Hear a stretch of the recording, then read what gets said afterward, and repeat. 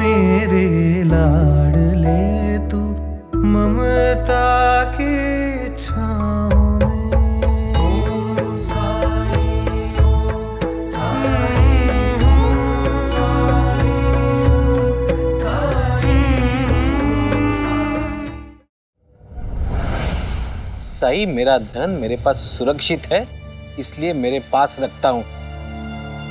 इसका मेरे नींद न आने से कोई संबंध नहीं है। संबंध है कृष्ण कुमार जी। आइए, मैं आपको दिखाता हूं।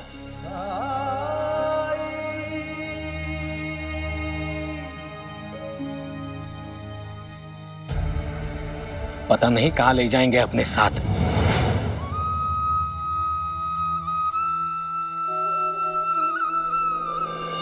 आइए मेरे साथ।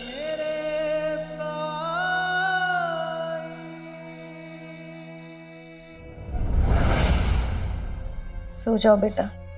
आई, पापा क्या करेंगे अब? तुम चिंता मत करो, जो पूरी मेहनत के साथ काम करते हैं ना, वो कोई ना कोई काम ढूंढ ही लेते हैं। तुम सो जाओ। और कुलकर्णी सरकार ने अगर हमें घर से निकाल दिया तो? ऐसा कुछ नहीं होगा, और अगर हुआ भी तो मैं हूं, तुम्हारे बाबा है ना ये सब सोचने के लिए। तुम परेशान मत होना। चलो अभी सो जाओ।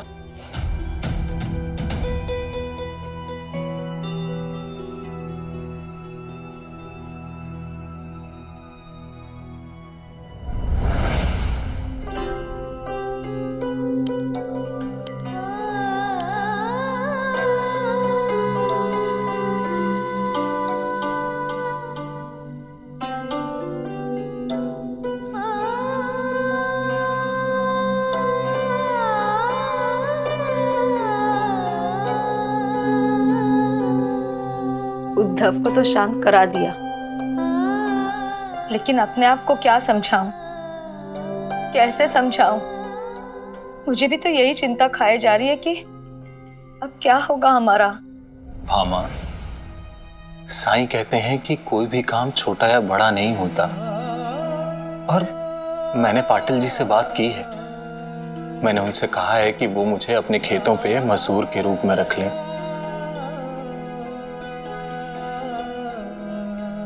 उदास मत हो, जब तक साईं हमारे साथ है, हम पे कोई भी बड़ी मुसीबत नहीं आ सकती। और अगर आ भी गई तो मुझे पूरा यकीन है कि हम उससे निकलने का कोई ना कोई रास्ता जरूर ढूंढ लेंगे। साईं का आशीर्वाद हमारे साथ है। सो जाओ। आप भी बैठ जाइए।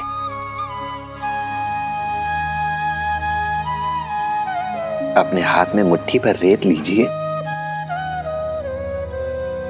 और उसे ऐसे पकड़िए जैसे वो आपकी पूंजी हो। इससे मेरी नींद न आने की समस्या हल हो जाएगी। प्रयास किए बिना परिणाम का पता चला है कभी? आए थे हरि भजन को, उठन लगे कपास।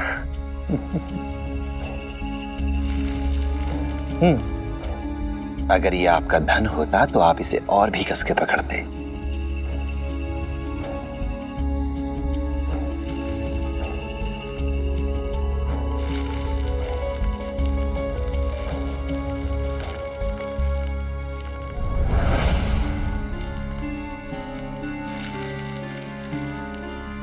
सारी रेत फिसल कर नीचे गिर गई। एक बार फिर से प्रयास कीजिए।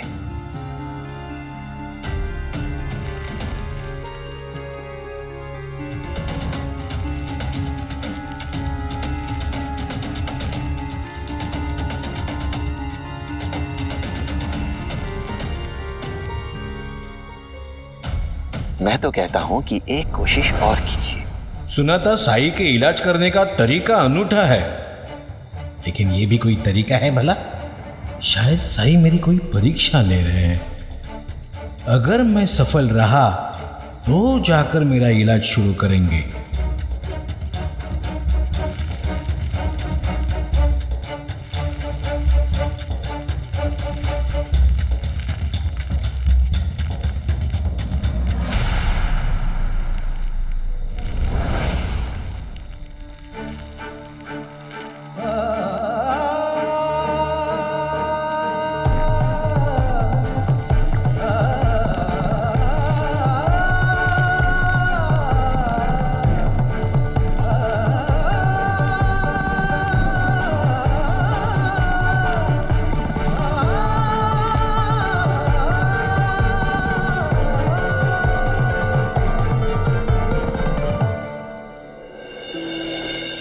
सही है, मैं क्यों नहीं कर पा रहा हूँ?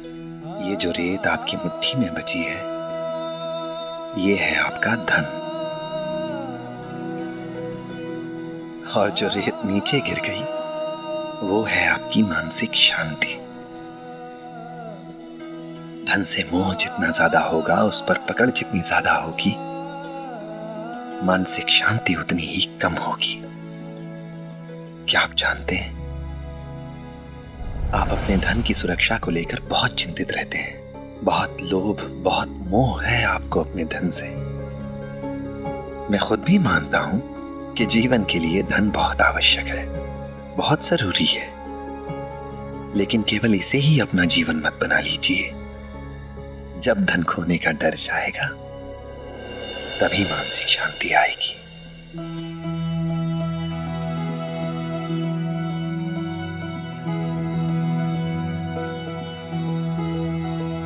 आप कहते हैं तो मैं मान लेता हूँ, लेकिन आपको लगता है मैं ठीक हो जाऊंगा? मैं रोज सो पाऊंगा? एक बार प्रयास तो करके देखिए। आइए मेरे साथ।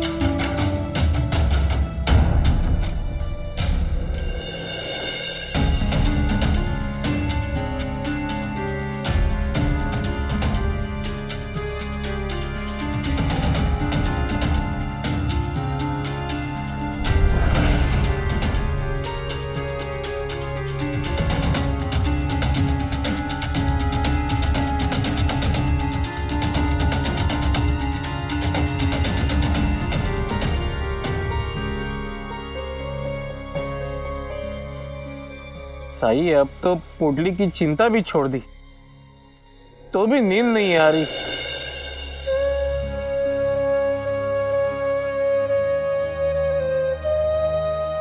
तब तो आपके साथ कुछ ऐसा होना चाहिए जिससे आप एक बच्चे की तरह सो सके।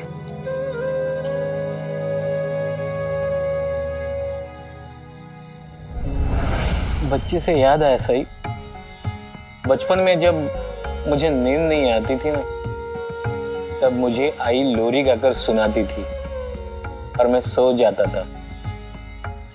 सच में आज मुझे आई की लोरी की बड़ी याद आ रही है।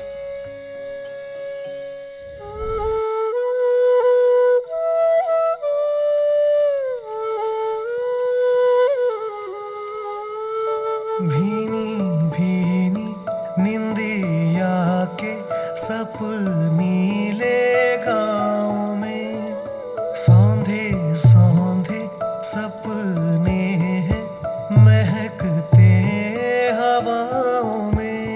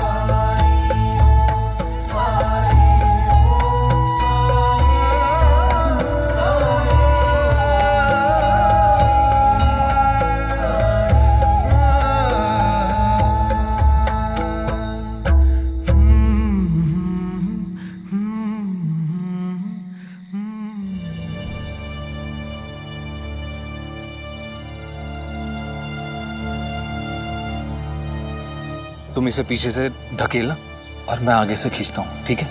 नहीं अध्यापक जी, बहुत मेहनत वाला काम है।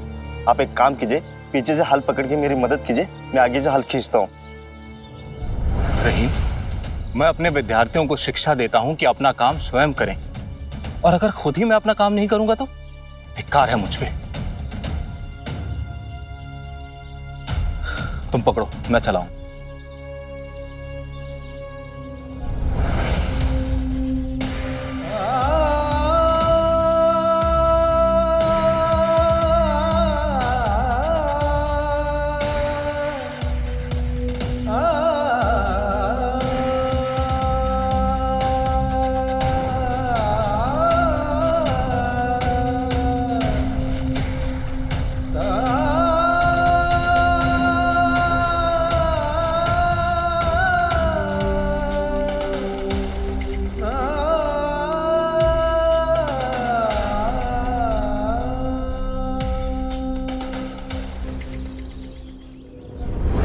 क्यों ऐसा होता है कि इस संसार में सत्यवादी लोगों को इतने कष्ट उठाने पड़ते हैं?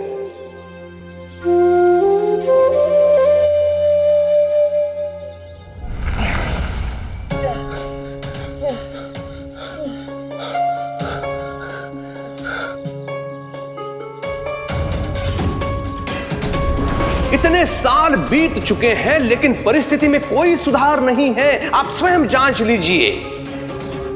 अब ये मत कहना अध्यापक जी कि पैसों की कमी थी, और अगर थी भी तो आप मेरे पास आते, मैं पैसे दान में दे देता। अरे आप यहां क्या पढ़ाते हो, किसी को कुछ पता नहीं है। कहीं ऐसा तो नहीं है कि आप इन विद्यार्थियों को क्रांतिकारी बनाना चाहते हो?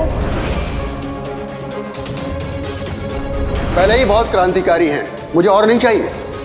इसलिए मैं इस विद्यालय को अभी इसी समय बंद कर रहा हूं।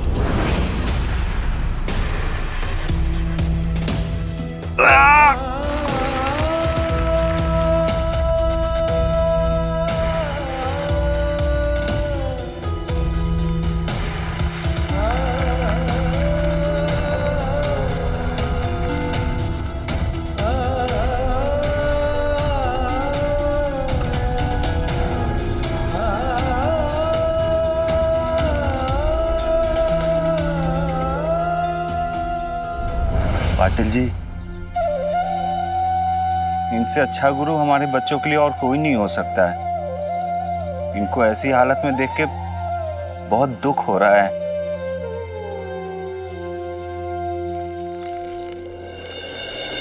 जब अध्यापक जी खुद हार नहीं मान रहे तो फिर हमें उन पे तरस क्यों आ रहा है? माधव पे तो हमें गर्व होना चाहिए।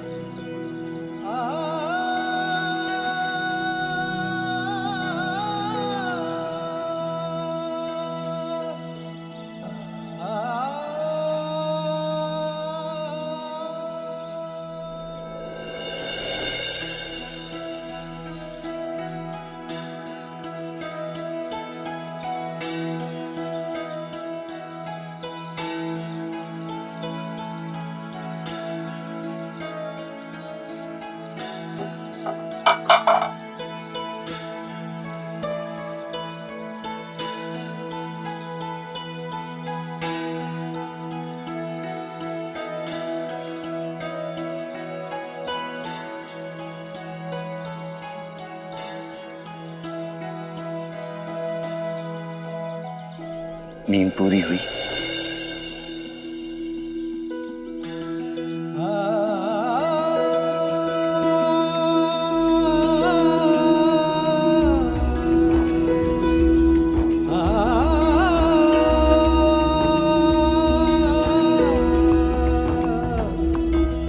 जी सही, लेकिन आपकी नींद खुली तो मुझे भी जगा देते।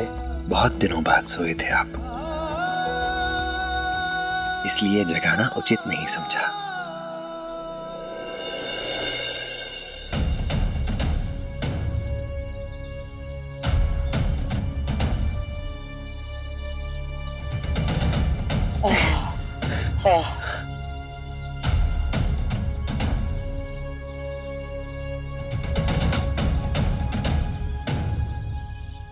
अध्यापक जी, पूरा हो गया। मैं खाद लेकर आता हूं। ठीक है।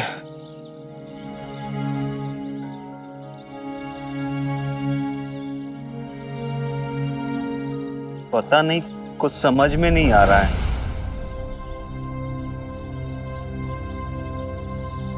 क्या हुआ, कोई परेशानी? जी अध्यापक जी, मैंने कुल मिला के यही कोई 2 पहर अप्पा जी के खेतों में,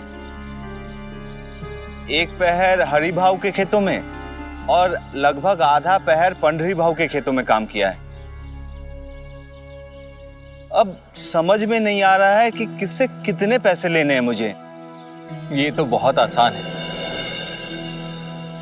आओ, मैं तुम दोनों को सिखाता हूं हिसाब कैसे करते हैं। आओ मेरे साथ आओ। जी।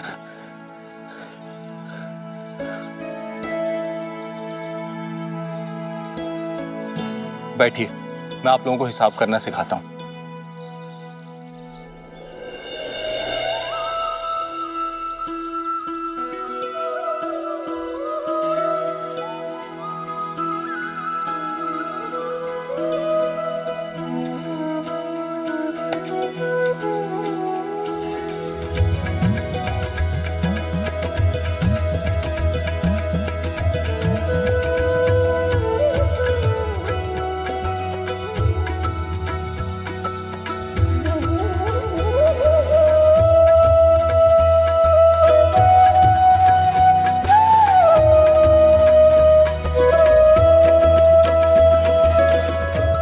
इतना सब होने के बावजूद भी माधव जरूरतमंदों की मदद कर रहा है।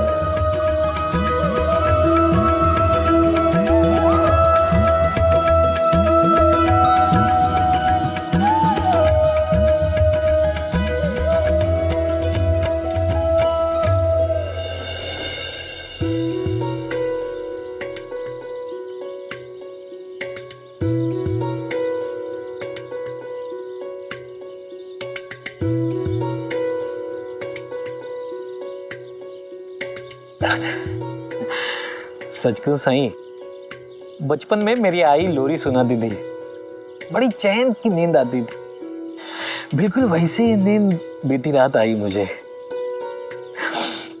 जो काम मेरे परिवार वाले, मेरे दोस्त, यहाँ तक कि अच्छे से अच्छे वैद्य भी नहीं कर पाए, वो काम आपने एक रात में करके दिखाया। सही बीती रात आपने मेरी पोटली मुझसे दूर करवा दी। तब मैंने मन में एक बात बिठा ली कि अब मेरे पास कुछ भी नहीं है, मैं बेफिक्र होकर सो सकता हूं।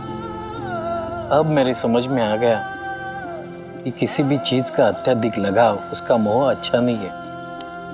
कितनी परेशानियां उठानी पड़ती है, जानते हैं सही? मैं मेरी अनिद्रा के बारे में लोगों से जब बात करता था तो लोग कहते थे, अरे तुम्हें किस बात की चिंता है, क्या कमी है तुम्हें?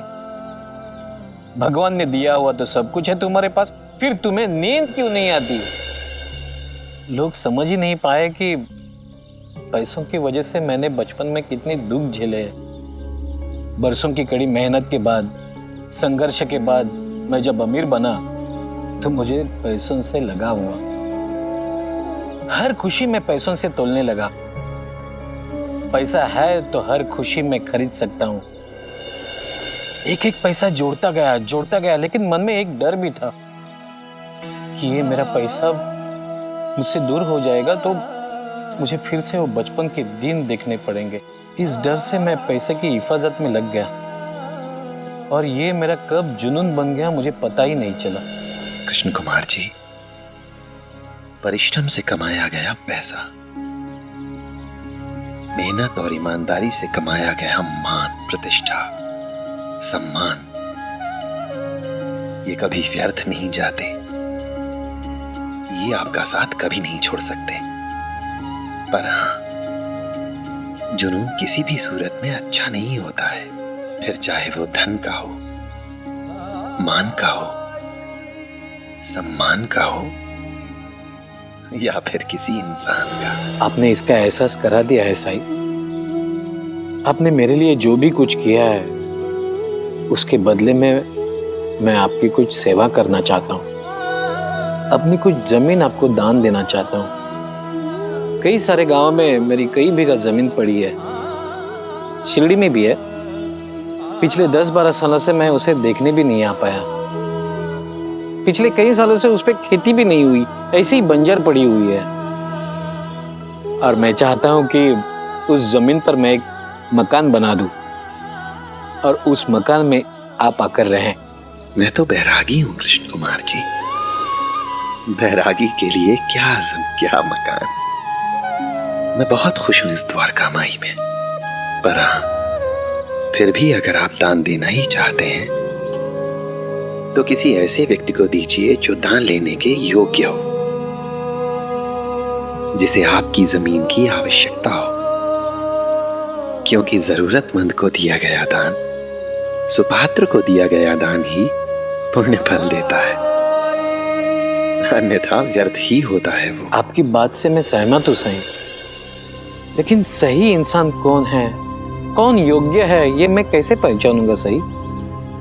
शिरडी में ऐसे कई लोग मिलेंगे जो जरूरतमंद है, उनमें से उस इंसान को मैं कैसे ढूंढूंगा? कोई ऐसा व्यक्ति ही सुपात्र हो सकता है, दान लेने के योग्य हो सकता है, जिसे दान की जरूरत हो और जो संसाधनों के ना होने पर भी दूसरों की मदद करने की इच्छा रखता हो। वही आपकी जमीन के महत्व को समझेगा, आपकी जमीन का सदुपयोग करेगा दूसरों की भलाई के लिए, दूसरों का जीवन बेहतर बनाने के लिए, ना कि केवल अपने फायदे के लिए उसका प्रयोग करेगा। ऐसा कौन होगा? प्रयत्न किए बिना परिणाम का पता चला है कभी? प्रयास कीजिए।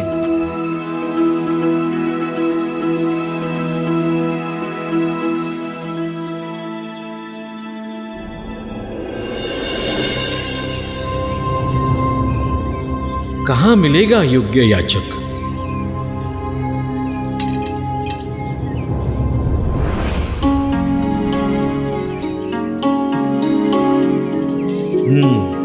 इनसे ज्यादा जरूरत और किसे होगी? भाई को दे दो भाई। दे मेरा फल दे, वापस दे। कैसा स्वार्थी व्यक्ति है ये, बच्चे से भी फल छीन लिया। मेरी 3 बेटियां हैं।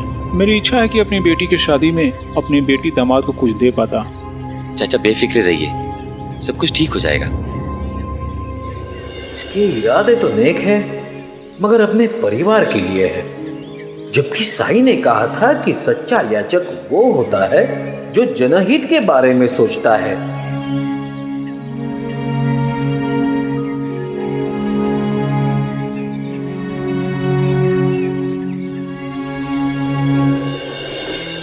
बेसहारा पशुओं के लिए एक छोटा सा बसेरा बनवाना चाहता हूँ। द्वारका माई में एक है, लेकिन उसमें ज्यादा जगह नहीं है। अगर मेरे पास और थोड़े पैसे होते तो जरूर बनवा देता। ये सही लग रहा है, मैं इसे दान दे सकता हूं।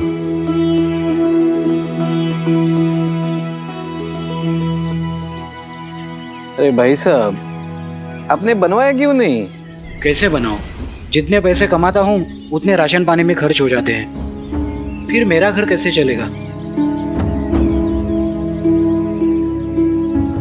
थोड़ा और चक्कर लगा लेता हूँ, शायद जैसे साईं ने कहा है वैसा परोपकारी इंसान मिल जाए।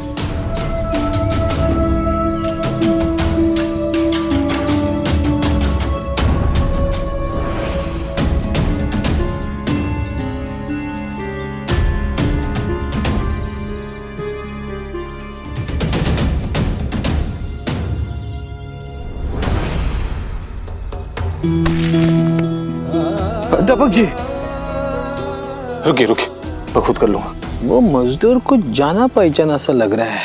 आप जाइए।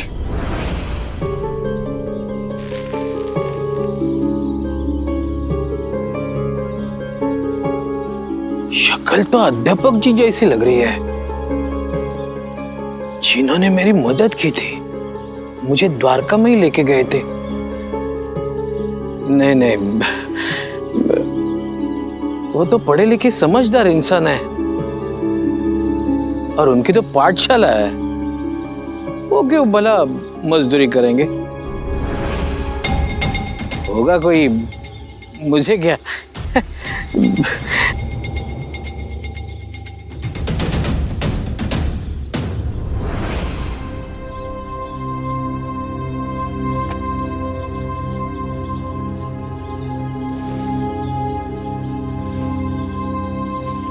सुनिए भाइयों, दोपहर हो चुकी है, खाना खा लीजिए।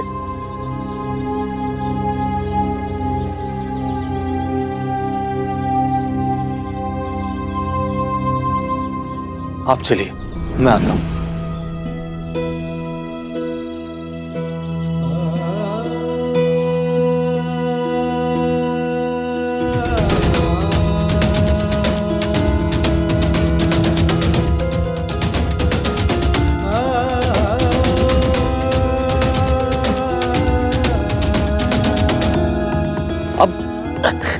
अब बस भी करो माधव, चलो खाना खा लो आराम से।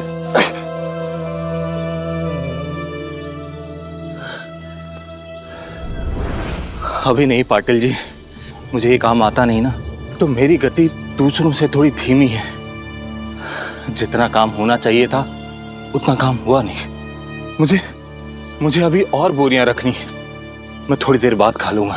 काम के पहले दिन सब लोग ज्यादा काम नहीं कर पाते। अब इसका मतलब ये तो नहीं है ना कि तुम खाना नहीं खाओगे।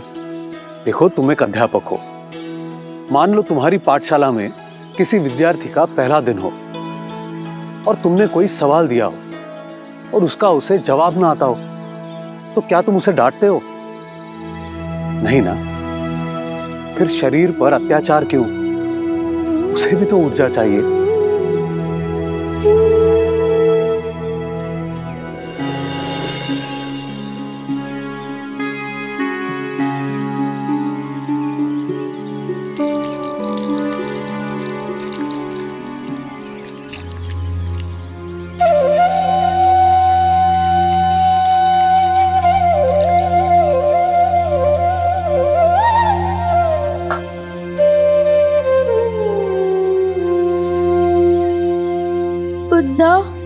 क्या आप तुम्हारे बाबा हमें कभी नहीं पढ़ाएंगे?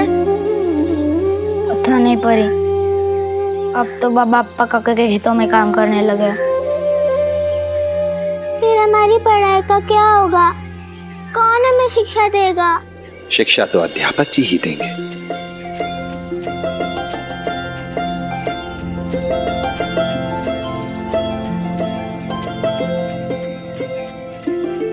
लेकिन पाठशाला तो बंद हो गई है साईं, फिर हम कैसे पढ़ेंगे? पाठशाला बंद हुई है, पढ़ाई तो नहीं। और पढ़ाई तो कहीं भी की जा सकती है। तुम चाहो तो अभी भी अपने अध्यापक जी से पढ़ सकते हो। लेकिन कहाँ? वहां जहां तुम्हारे अध्यापक जी हों। जाओ वहां, करो उनसे निवेदन। हो सकता है वो तुम्हें पढ़ाने के लिए तैयार हो जाए, कुछ समय निकाल लें तुम्हारे लिए। चलो।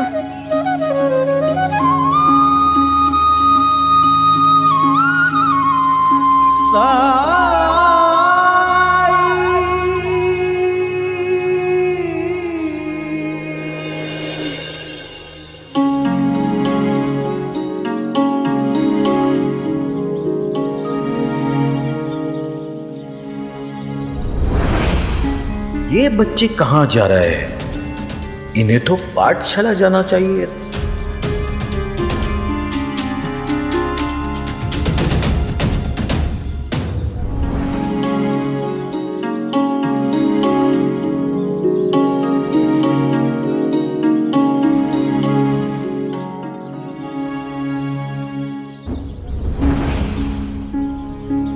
हाई कहती है कि किसी को खाना खाने के समय नहीं परेशान करना चाहिए। हम अध्यापक जी के पास बाद में आते हैं। अरे बच्चों, बच्चे?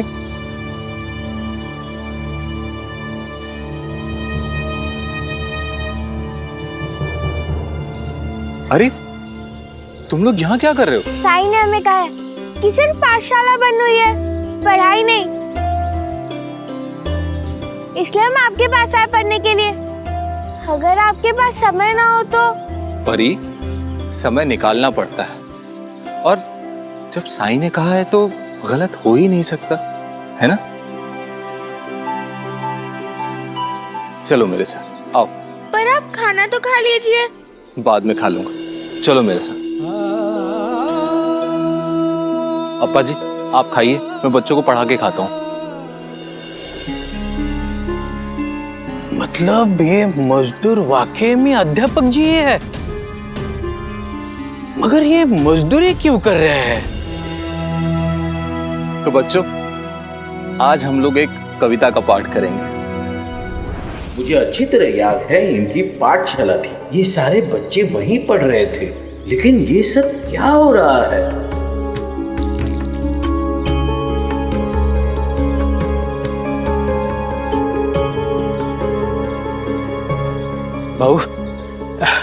बहू, ये अध्यापक जी है ना?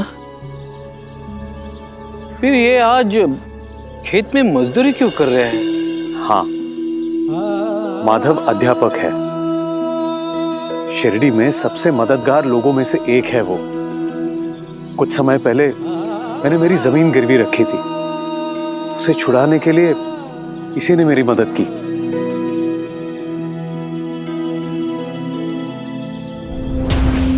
कल गांव में शिक्षा अधिकारी आए थे। नियमों का हवाला देकर उन्होंने माधव की पाठशाला बंद करवा दी। इसीलिए अपने परिवार की परवरिश करने के लिए वो मजदूरी कर रहा है। फिर भी इसका संकल्प देखिए, खुद इतना थका हुआ है, फिर भी बिना कुछ खाए पिए, बिना आराम किए इस समय का उपयोग कर रहा है बच्चों को पढ़ाने के लिए।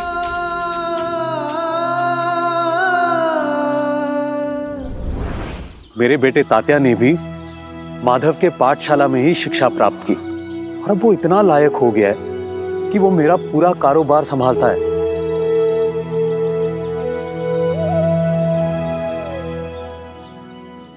ऐसे गुरु की यही दुर्दशा है हमारे देश में। किसी से मिलने आए हैं या कहीं जा रहे हैं? साई से मिलने आए हो। चलिए, मैं आपको साई के पास लेके चलता हूं। कोई ऐसा व्यक्ति ही सुपात्र हो सकता है, दान लेने के योग्य हो सकता है जिसे दान की जरूरत हो, और जो संसाधनों के ना होने पर भी दूसरों की मदद करने की इच्छा रखता हो। वही आपकी जमीन के महत्व को समझेगा।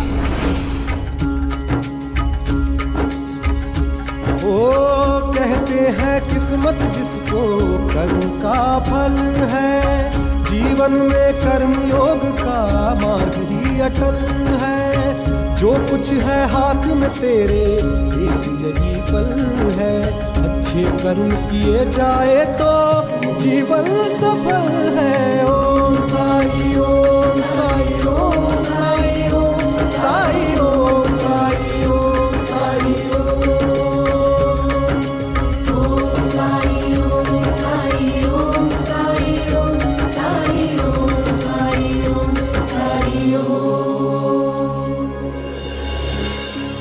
अब इस पोटली से आपको कोई तकलीफ नहीं होगी कृष्ण कुमार जी, क्योंकि आपको सच्चे ज्ञान की प्राप्ति हो गई है।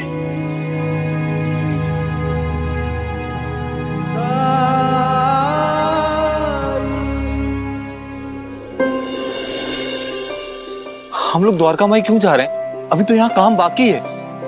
हम भी एक काम से ही जा रहे हैं। और आप तो कल साई से इलाज कराने के लिए आए थे ना? मुझे तो कुछ समझ में नहीं आ रहा है। बस चलते रहो, सब समझ में आ जाएगा।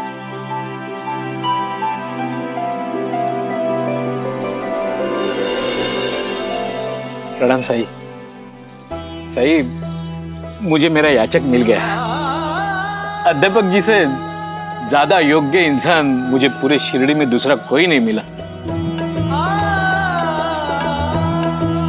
लगता है आपने अपना याचक बहुत समझदारी से चुना है।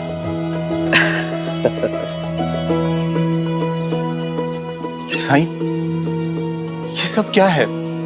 याचक, योग्य इंसान, कुछ मुझे भी तो बताइए। मैं बताता हूं।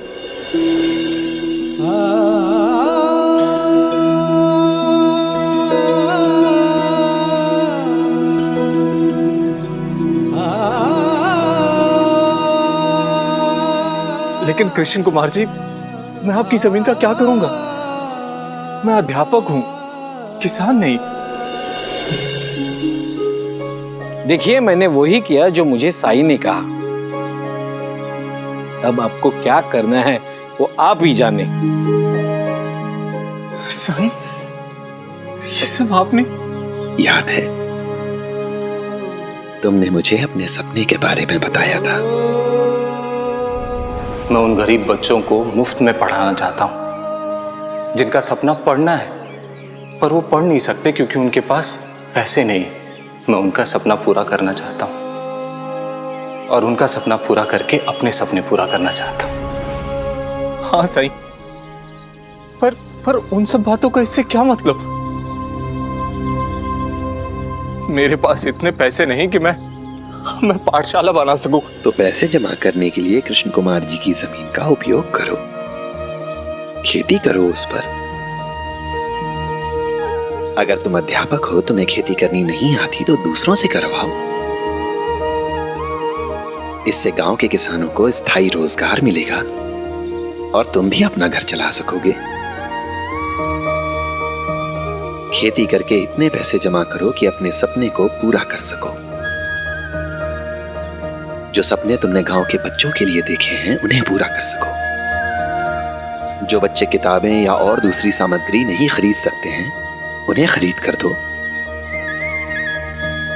अपने सपनों को पूरा करने के लिए इसी जमीन से पैसे पैदा करो और पूरा करो अपने सपनों को। बच्चों की भलाई के लिए जो कुछ कर सकते हो वो सब कुछ करो। साईं, क्या ये सब सच में सच होने जा रहा है? हाँ श्यामा, ये सच है। चलो तुम्हें तुम्हारी जमीन दिखाता हूं। चलो आओ मेरे साथ, चलो आओ। कृष्ण कुमार जी,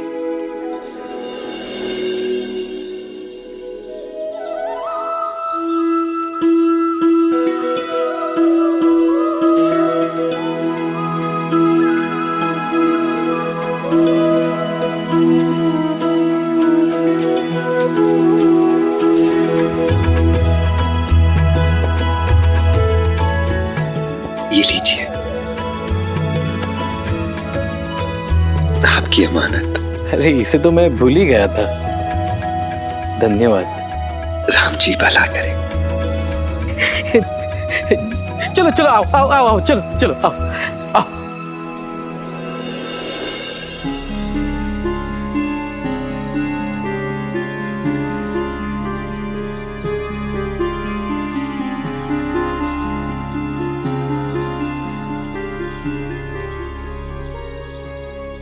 क्या हुआ बच्चों,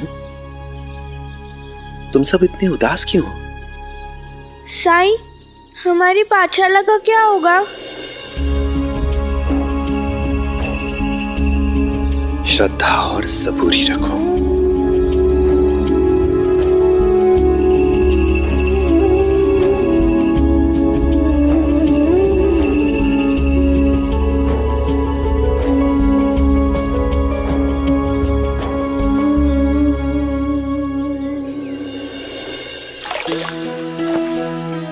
राम जी भला करें।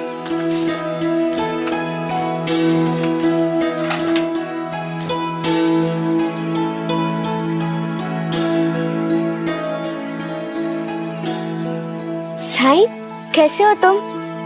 मैं ठीक हूँ, तू कैसी है? देख के नहीं चल सकते तुम लोग। गलती हो गई दीदी। कोई बात नहीं लक्ष्मी, गलती हर इंसान से होती है और हम बड़ों को भी कुछ बातों को नजरअंदाज करने की, कुछ बातों को अनदेखी करने की आदत डालनी चाहिए। राम जी भला करें।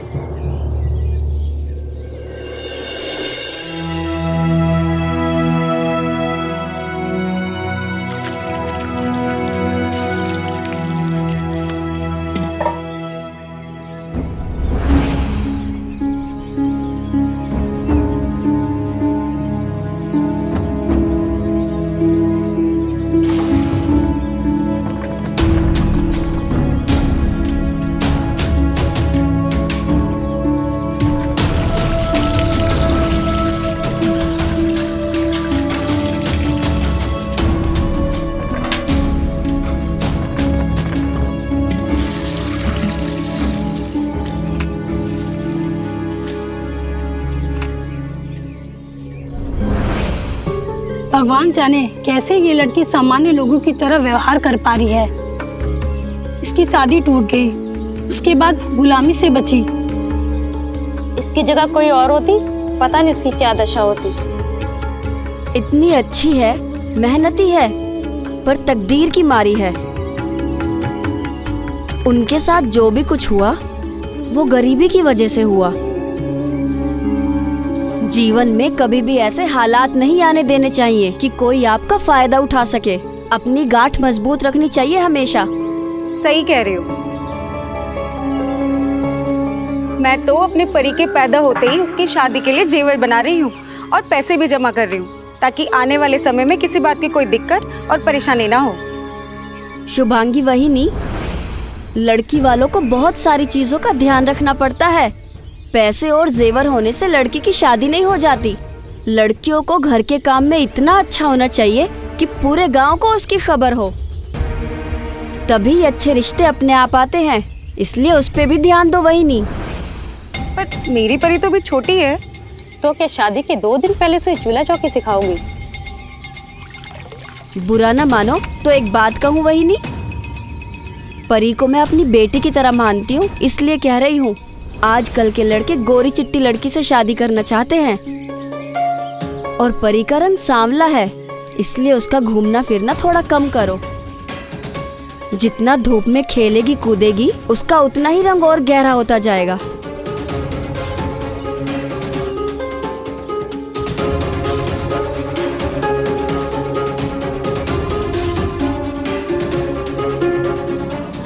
परी, परी, परी, परी, कहाँ चली गई होगी वो? चलो द्वारका में जाके देखते हैं। चलो।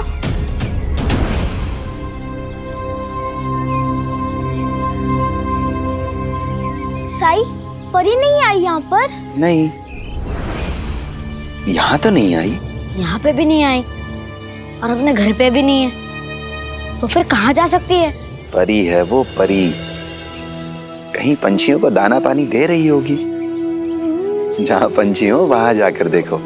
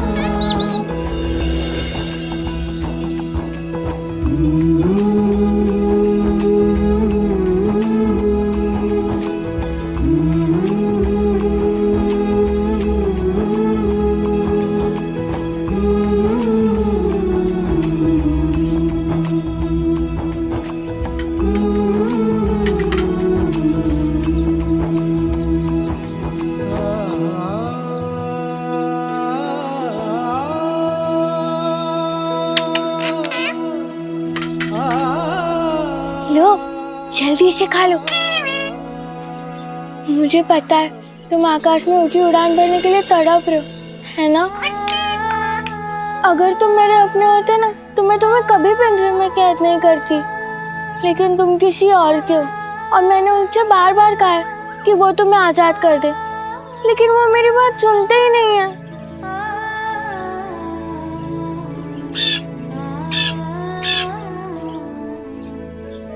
मुझे पता है तुम यही चाहते हो ना कि मैं तुम्हें छोड़कर ना जाऊं, अपने साथ ले जाऊं, लेकिन मैं ऐसा नहीं कर सकती क्योंकि ये चोरी है। कौन है बाहर?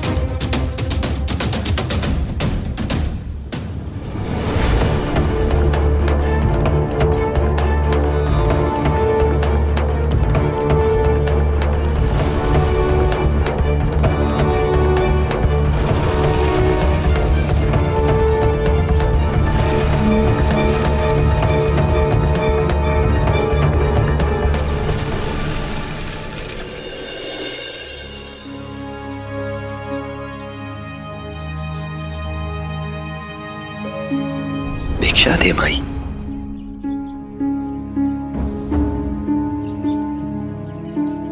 राम जी भला करें।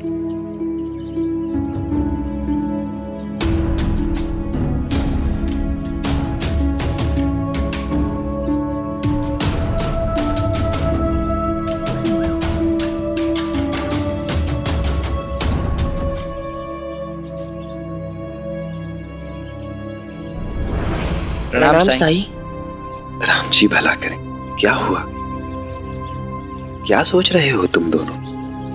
सब ठीक तो है ना? नहीं साईं, लेकिन अब आप आ गए हैं तो सब अच्छा हो जाएगा।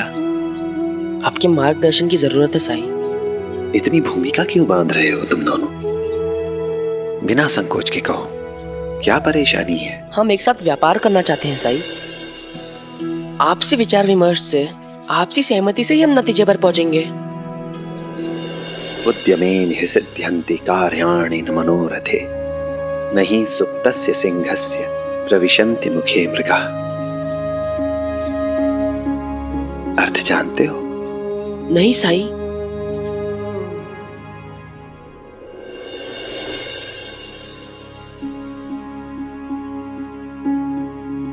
आओ मेरे साथ।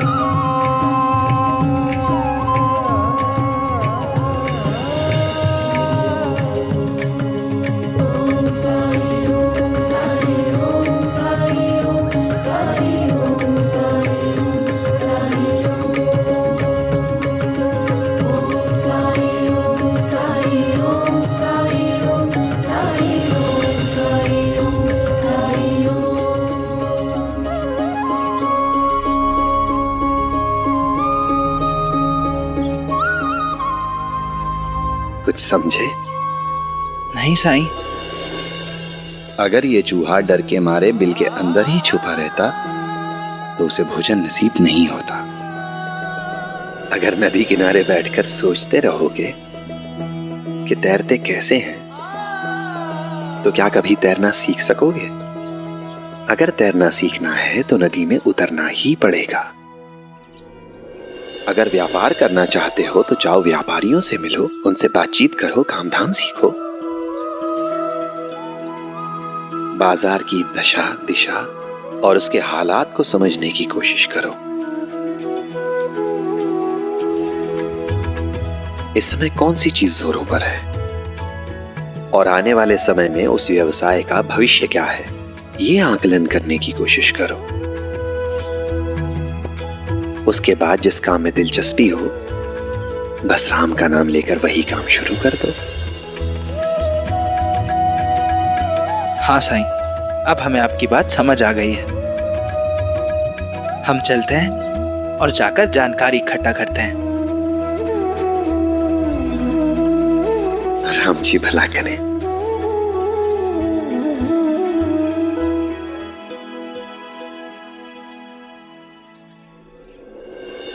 ये तुम मेरे घर पे कर क्या रही थी?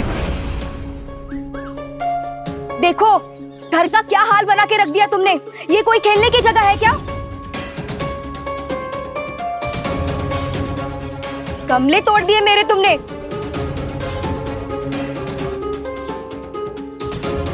उठो उठो।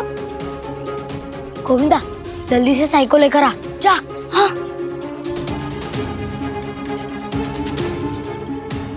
क्या हुआ परी?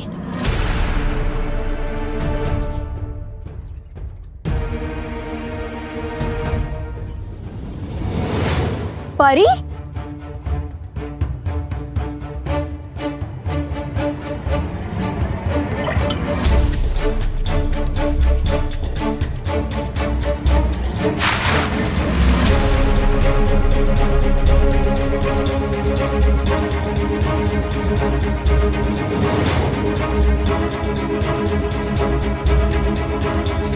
तुम हो? देखा, ये लड़की वापस आ गई।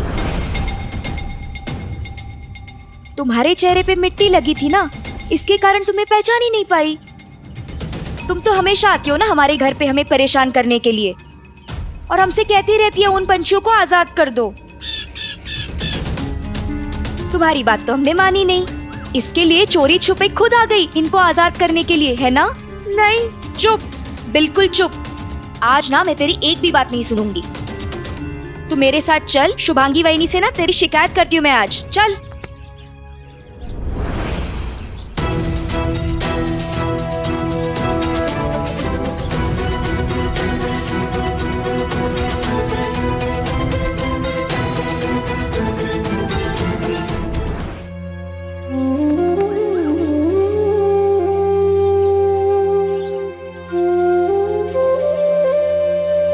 परी, क्या तू बिना इनकी अनुमति लिए इनके पंछियों को आजाद कराना चाहती थी? नहीं साई, मैं तो इन्हें खिलाने आई थी और गिर गई। अगर परी ऐसा कह रही है तो आपको इस पर भरोसा करना चाहिए, क्योंकि मेरी परी कभी झूठ नहीं बोलती है। अगर गलती करती है तो उसे स्वीकार भी करती है। मुझे इस पर पूरा भरोसा है। ठीक है साई, अगर आप कहते हैं तो मैं मान लेती हूँ कि ये लड़की हमारे पंछियों को उड़ाने नहीं आई थी, पर देखिए ना इसने घर का क्या हाल करके रख दिया है।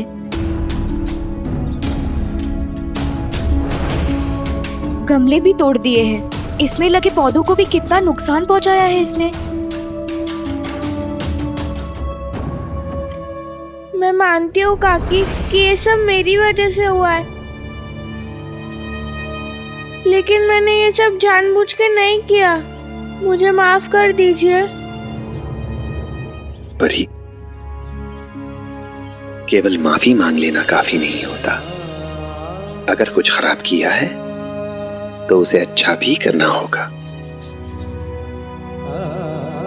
अगर गंदा किया है तो साफ भी तुम्हें ही करना पड़ेगा। जी साई, वो तो मैं जरूर करूंगी।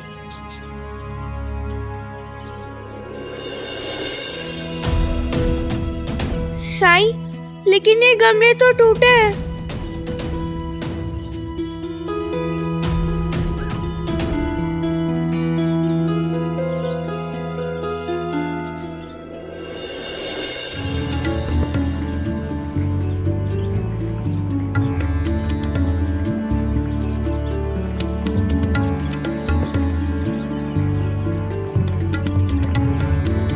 काका, क्या आप मुझे 4 गमले देंगे? पैसे मैं आपको सोमवार को दूंगी, क्योंकि उस दिन मेरे पापा मुझे पैसे देते खर्च के लिए।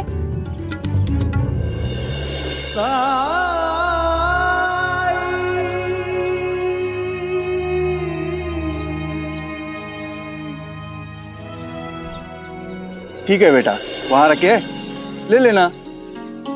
शुक्रिया।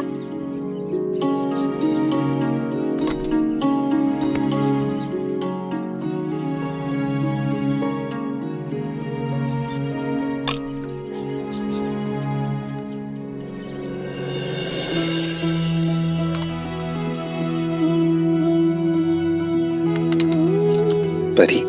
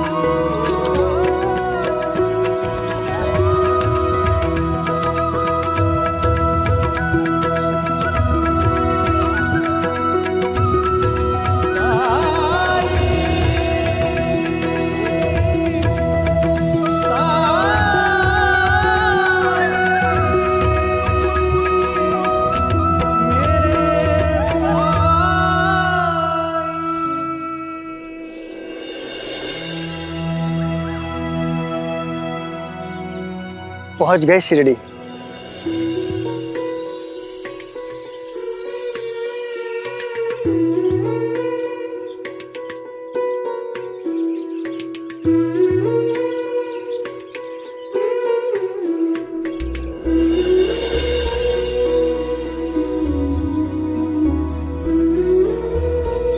चलो।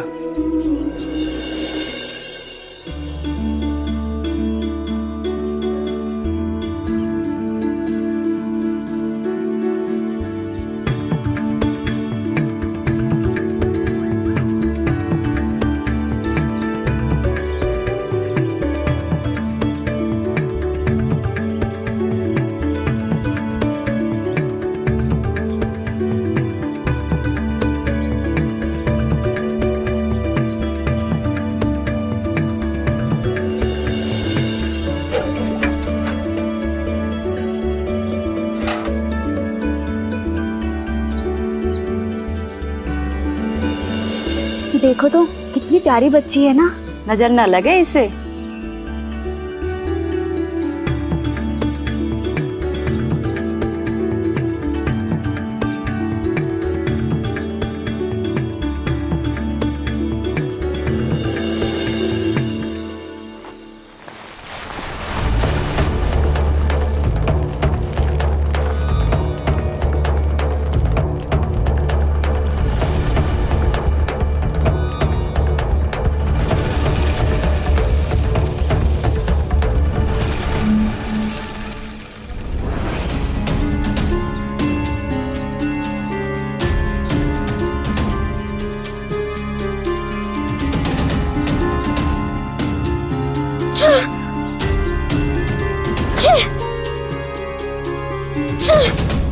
सत्यानाश, घर से बाहर निकले नहीं कि मुसीबत शुरू। अभी तुम्हें जुकाम हो जाएगा और फिर तुम छींकती रहोगी, इसीलिए मैं ना तुम्हें घर से बाहर लेकर नहीं जाता हूँ। ओहो, अरे तुम्हारा दुपट्टा कहाँ है?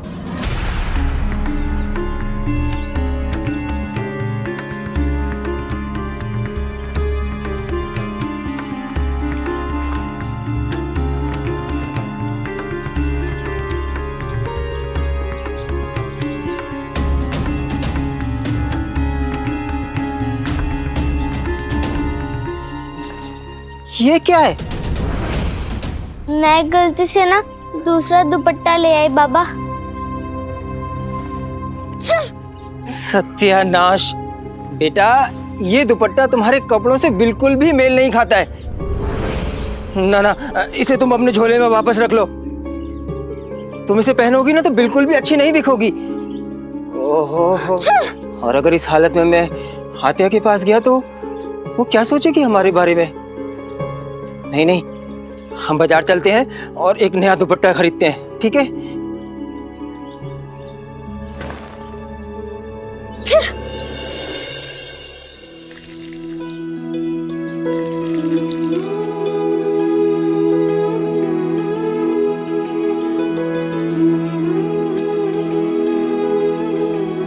काका, क्या आपके पास चूना है?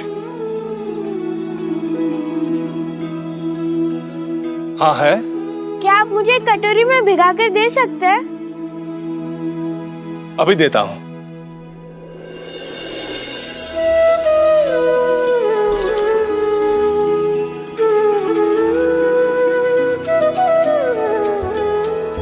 ओ जिसके हृदय में दया भरी हो, करुणा में जो सर्वोपरि हो, निर्बल का जो बने सहारा, हृदय वही तो हरि का धाम। हरे कृष्णा हरे राम, हरे कृष्णा हरे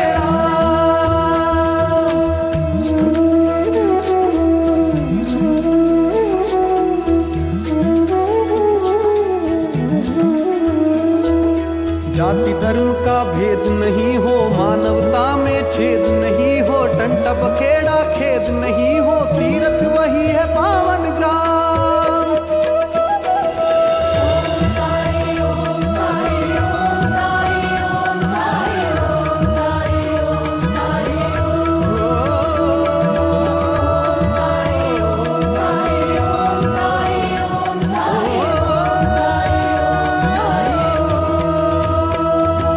काकी, ये रहे आपके गमले।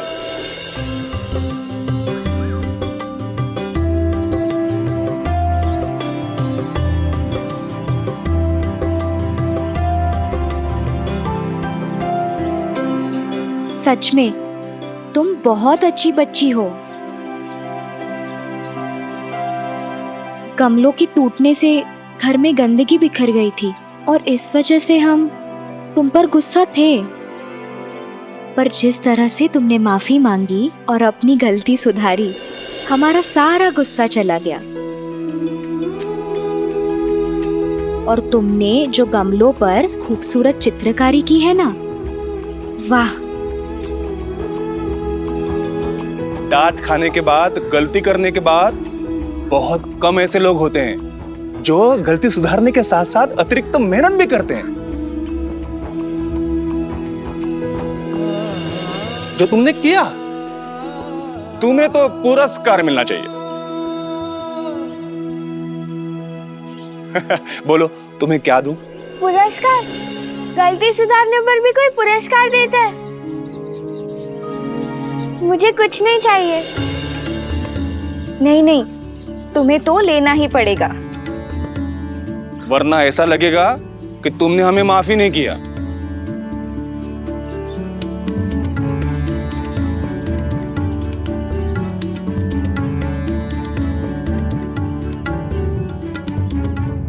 ठीक है, लेकिन गुस्सा मत होइएगा, क्योंकि अभी मैं जो कहूंगी वो सुनकर शायद आप भड़क जाएंगे। नहीं नहीं, बोलो। मैं चाहती हूँ कि आप अपने पंछियों को आजाद कर दें। मैं रोज देखती हूँ उन्हें और मैं जानती हूँ कि वो इस पिंजरे में खुश नहीं है।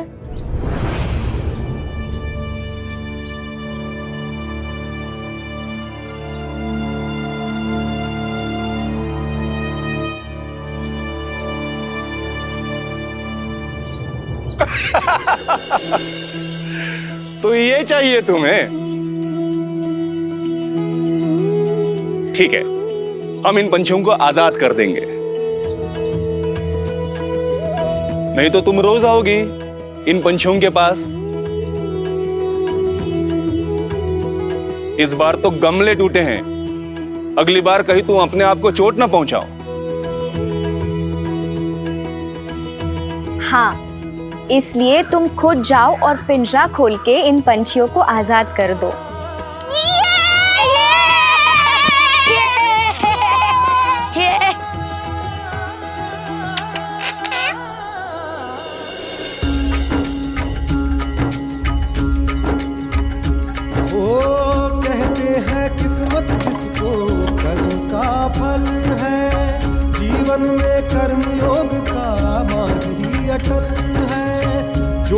है हाथ में तेरे, एक यही पल है। अच्छे कर्म किए जाए तो जीवन सफल है। ओम साई ओम साई ओम साई ओम साई ओम साई ओम साई ओम साई ओम साई ओम साई ओम साई ओम साई ओम साई ओम।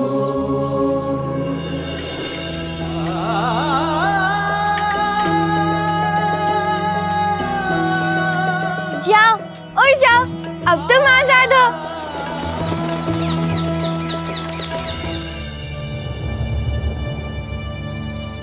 अरे भाई साहब, दुपट्टे की दुकान कहाँ पर है? ये सामने ही है। धन्यवाद।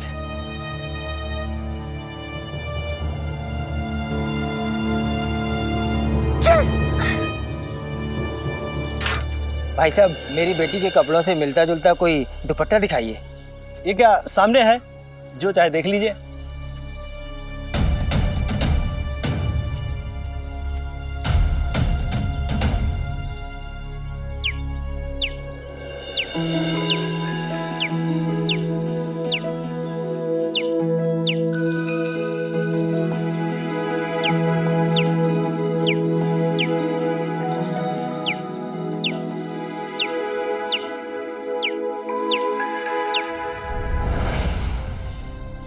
भाई साहब, कुछ और दिखाइए ना। रुकिए।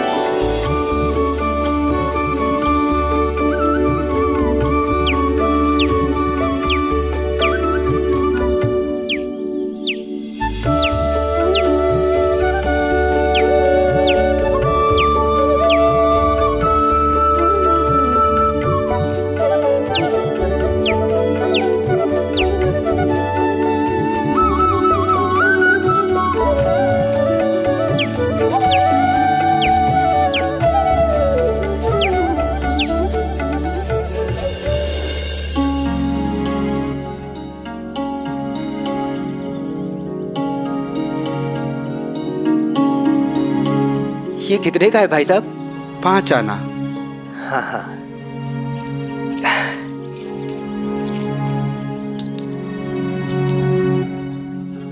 ये लीजिए, धन्यवाद। तारा देखो, दुपट्टा मिल। तारा, तारा, तारा। भाई साहब, आपने मेरी बेटी को देखा? यहाँ पर खड़ी हुई थी। तारा, तारा, तारा, तारा। अहमदनगर में अंग्रेज अपनी सेना के लिए छावनी बनवा रहे हैं। सुना है कि उन्हें थोक व्यापारी की जरूरत है जो उन्हें सब्जियां पहुंचा सके। तुम लोग वहां जाकर किसी बड़े अधिकारी से मिल लो, शायद तुम्हें काम मिल जाए और मुनाफा भी अच्छा है।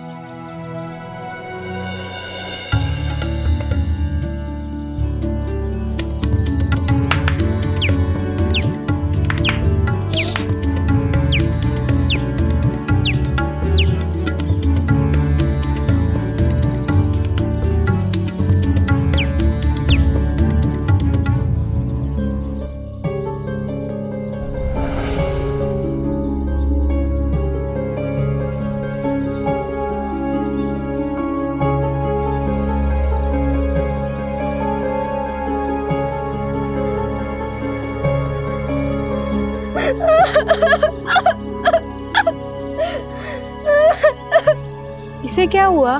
चलो पूछते हैं।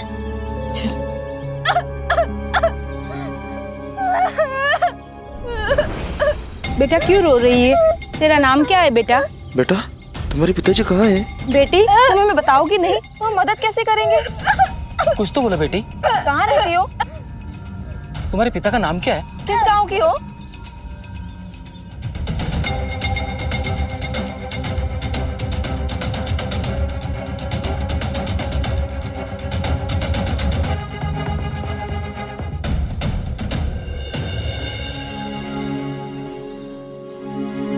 तात्या, मुझे लगता है ये व्यापार हमारे लिए सबसे सही रहेगा।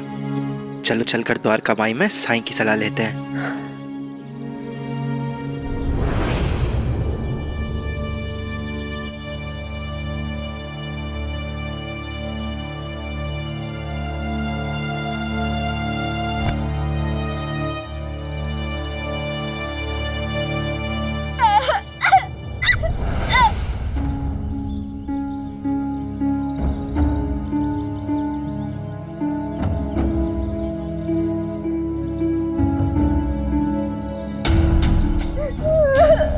क्या हुआ? चुप हो जाओ, अच्छे बच्चे नहीं रोते। तारा! तारा! तारा! कुछ तो बताओ। अपने पिताजी का नाम बताओ। तुम शांत हो जाओ, बताओ कौन हो तुम? आप लोग जानते हैं कहाँ से आई है ये? कहाँ रहती हो तुम?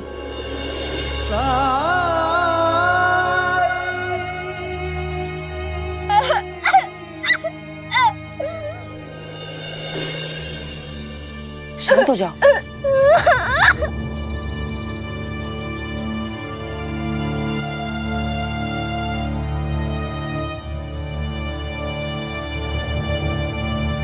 क्यों रो रही हो?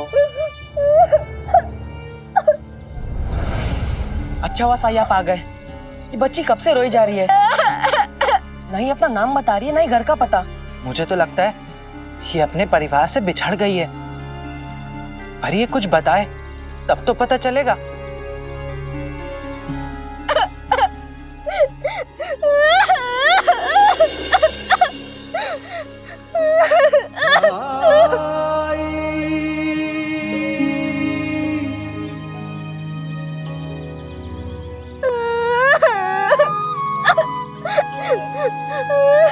मेरी बच्ची,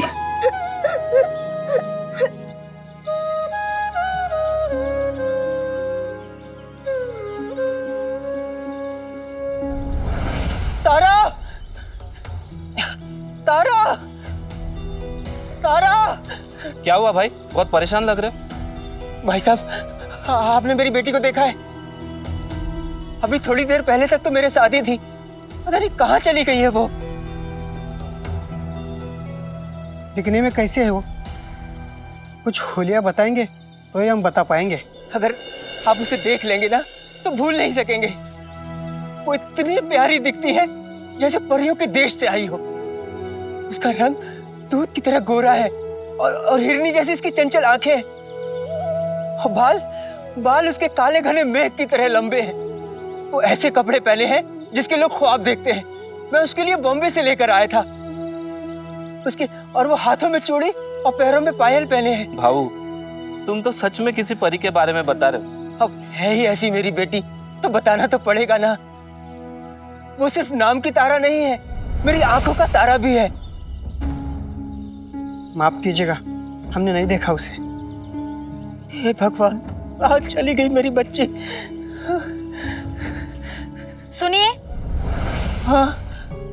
आप गांव के चौराहे पे क्यों नहीं देखते? वहां भीड़ जमा हुई है। वहां एक बच्ची रो रही है। हो सकता है वो आपकी ही बेटी हो। चौराहा कहाँ पर है? वो उस तरफ। हाँ।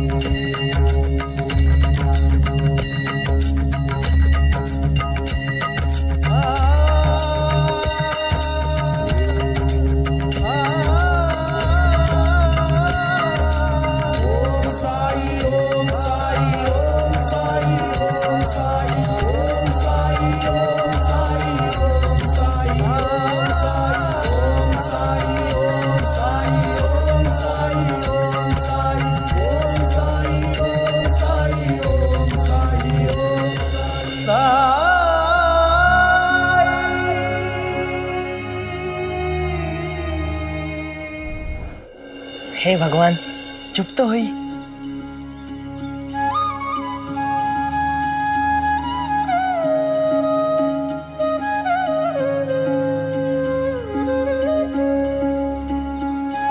ये लो।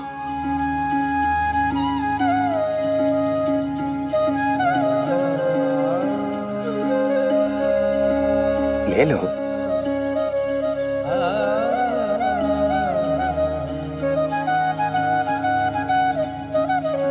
खाओ।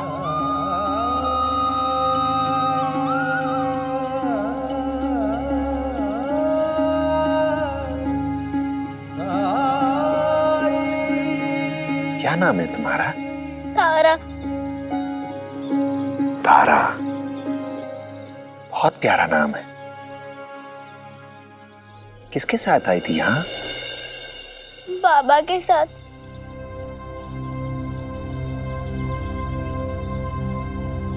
तारा!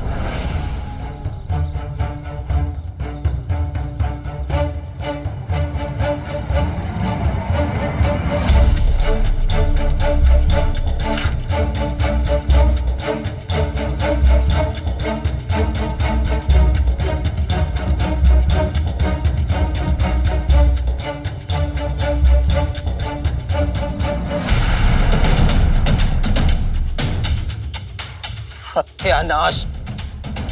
मिठाई खा रही थी? मना किया था ना मिठाई खाने के लिए।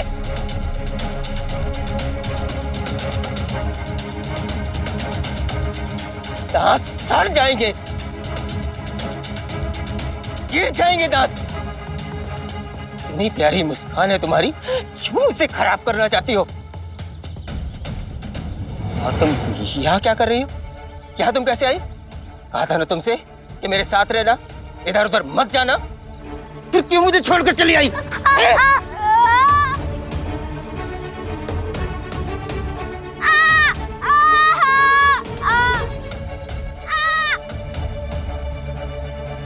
रुकिए। तारा पहले से ही डरी हुई है और आप उसे सजा दे रहे हैं। छोड़िए, कान छोड़िए उसका। बेटी है मेरी, आपको क्या तकलीफ हो रही है? और जिसे आप इसकी सजा मान रहे हैं, उसमें मैं इसकी भलाई समझता हूं। इसके भले के लिए कर रहा हूं मैं। मैं चाहता हूं कि मेरी बेटी जीवन भर अपने पिता की आज्ञा का पालन करे, उल्लंघन नहीं। और क्या जानते हैं आप इसके बारे में, जो आप इतनी हमदर्दी दिखा रहे हैं? आपको पता है ये कितनी नाजुक है? बात बात पर तो ये बीमार पड़ जाती है। देखभाल तो हमें करनी पड़ती है ना। ये मेरी जिम्मेदारी है। अगर आप इसे अपनी जिम्मेदारी समझते तो आपकी प्यारी बेटी खोती नहीं। गलती आपने की है और दंड तारा को देना चाहते हैं आप।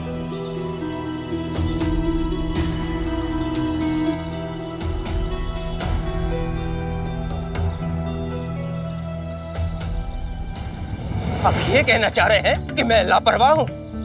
मैं इसका ध्यान नहीं रखता हूं? फूल की तरह रखता हूं मैं मेरी बेटी को।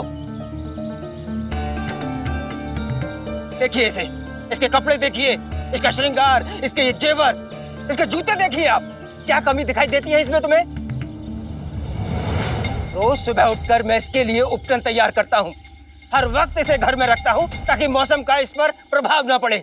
और आप ये कहना चाह रहे हैं कि मैं गैर जिम्मेदार हूं?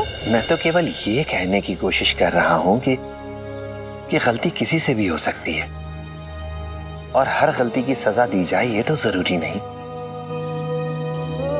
और फिर आप इतनी छोटी सी बात पर इस फूल जैसी बच्ची को सजा देना चाहते हैं? मैंने आपसे सलाह नहीं मांगी है, जो आप मुझे मशवरा दे रहे हैं। ये फकीरों जैसे कपड़े पहन लिए हैं, इसका मतलब ये नहीं कि आप कोई महात्मा है और मुझे आपकी बात सुननी ही चाहिए। बड़े बदतमीज है आप। ये तरीका है किसी से बात करने का? आपको पता भी आप किससे बात कर रहे हैं? मुझे ये जानने की इच्छा भी नहीं है। मैं सिर्फ इतना जानता हूं कि कोई अगर मुझे सुनाएगा तो मैं चुप भी नहीं रहूंगा। देखिए आप अपनी मर्यादा तोड़ रहे हैं। आपकी उम्र का लिहाज कर रहा, वरना हम भी। तात्या, केशव, शांत रहो तुम लोग भी। मैं तो मेरी बेटी से बात कर रहा था, बीच में आके बदतमीजी तो तुम लोगों ने की। हटो यहां से, चलो।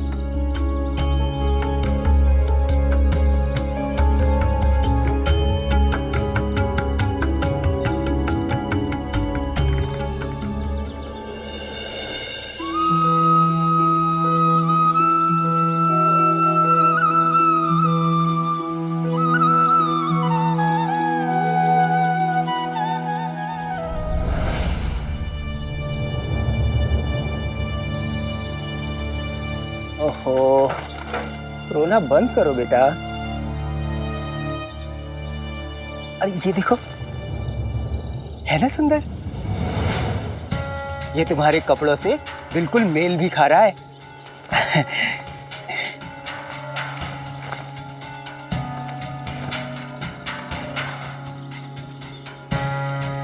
खूब सुंदर दिख रही है मेरी बेटी। और देखो बेटा, जो हुआ है ना उसे भूल जाओ, मुस्कुराओ। तुम मुस्कुराती हो ना तो बहुत सुंदर दिखती हो। मुस्कुराओ, तुम्हें सुंदर दिखना है, ठीक है?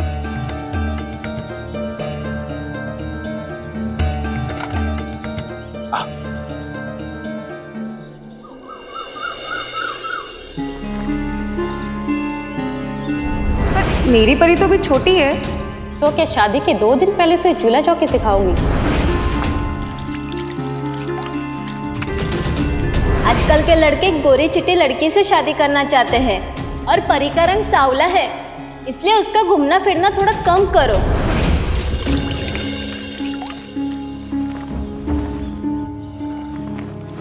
शुभांगी, तुम उन औरतों की बातें सुनकर बेवजह परेशान मत हुआ करो। हमारी परी अभी बच्ची है, अभी नहीं खेलेगी तो कब खेलेगी? और वैसे भी परी बहुत समझदार हो गई है, जब उसकी शादी की उम्र होगी तो वो खुद ही समझ जाएगी। गलत।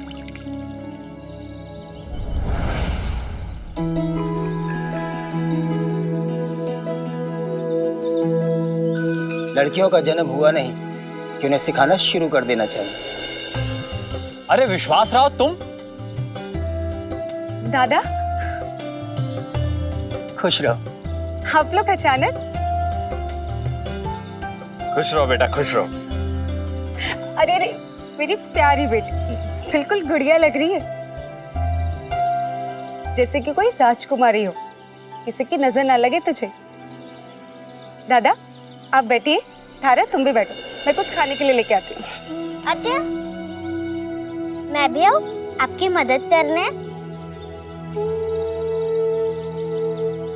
दादा, जितनी प्यारी है ना उतनी समझदार भी है। खूब अच्छे संस्कार दिए मेरे दादा ने। आइए आइए, बैठिए। वो सब छोड़िए विश्वास, ये बताइए कि अचानक कैसे आना हुआ? ना कोई चिट्ठी, ना कोई संदेश? हाँ दादा। और वहिनी को क्यों नहीं लाए? हमारी वहिनी की वजह से ही तो जल्दी जल्दी में आना पड़ा। उसके रिश्तेदार के घर पर शादी है और हमें वहां जाना है, इसीलिए तारा को तुम्हारे घर छोड़ने के लिए आ गया, क्योंकि शिरडी तो हमारे गांव से पास में ही है। क्यों? तारा को शादी में क्यों नहीं ले जा रहे हो? नजदीक होता तो ले भी जाता, शादी बॉम्बे में है। और तुम तो जानती हो शुभांगी कि तारा को लेकर यात्रा नहीं की जा सकती। घर से बाहर निकलते ही इसकी तबीयत खराब होने लगती है, और वैसे भी तारा को घर के अंदर रहना ज्यादा पसंद है। और एक मेरी बेटी जिसके कदम घर पे टिकते ही नहीं। लेकिन परी है कहाँ? मैं यहाँ हूँ।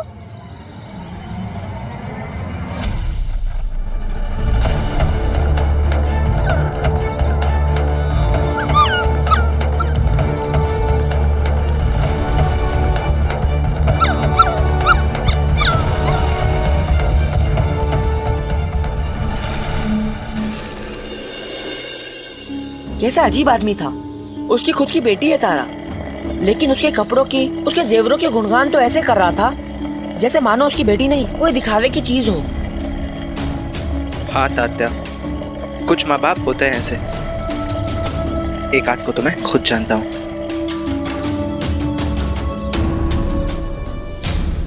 लंदन में रहकर आया है लेकिन संस्कार को नहीं भूला है। आज भी धार्मिक ग्रंथों का इसे ज्ञान है, उनके श्लोक याद है। बेटा केशव, इन्हें सुनाओ वो। प्रसन्न वदनम ध्यायेत् सर्वविघ्नोपशान्तये। मुझे उस बच्ची की बहुत चिंता हो रही है। कितनी घुटन होती है जब अपना ही पिता अपने बच्चों के साथ ऐसा व्यवहार करता है तो। जैसे बच्चे उसकी हाथ की कठपुतली हो, अपना कोई अस्तित्व ही नहीं हो बच्चों का जैसे। अपने अरमानों का, अपनी आधी अधूरी इच्छाओं का, अपनी महत्वाकांक्षाओं को पूरी करने का साधन समझते हैं। और जब बच्चे उनकी उम्मीदों पर खरे नहीं उतरते तो वो उनको ये एहसास दिलाते हैं कि वो नालायक हैं, निकम्मे हैं। पिताजी की इसी आदत की वजह से मुझे तात्या के साथ कारोबार करने पे सोचने के लिए मजबूर होना पड़ा। केशव, हर इंसान को अपना रास्ता खुद बनाना होता है, अपनी मंजिल खुद तलाश करनी होती है। वैसे तुम दोनों ने क्या सोचा है? कौन सा व्यवसाय करोगे? नगर में अंग्रेजी सरकार अपनी सेना के लिए छावनी बनवा रही है। उन्हें किसी ऐसे इंसान की जरूरत है जो वहां तक सब्जियां पहुंचा सके। काम तो मुनाफे वाला लग रहा है, लेकिन क्या? अगर हम ऐसा करते हैं तो क्या हम अंग्रेजी सेना की मदद नहीं कर रहे होंगे? पर सोच के देखो, वहां काम करने वाले लोग तो हमारे अपने ही हैं ना। फिर चाहे वो सेना में काम करने वाले सैनिक हों या बाकी लोग, सब अपने भाई बंधु ही तो हैं। मतलब आपके विचार से इसमें कोई बुराई नहीं है? अगर तुम सोचते हो कि खाना खिलाना केवल काम है तो गलत सोचते हो तुम। किसी को खाना खिलाना, किसी का पेट भरना बहुत पुण्य भी देता है। शुक्रिया साई, अब आपने कह दिया है तो हम यही करेंगे। हम जल्दी से नगर जाकर ये पता करेंगे कि छावनी में रसोई विभाग का काम किसके पास है। उससे मिलकर हम सौदा तय करेंगे। फिर हम खेतों में जाकर किसानों से थोक भाव में सब्जियां खरीदेंगे और छावनी में बेचेंगे। शुरुआत करने के लिए बस थोड़ी सी पूंजी की जरूरत होगी। शुक्र है मैंने कुछ पैसे बचा के रखे हैं।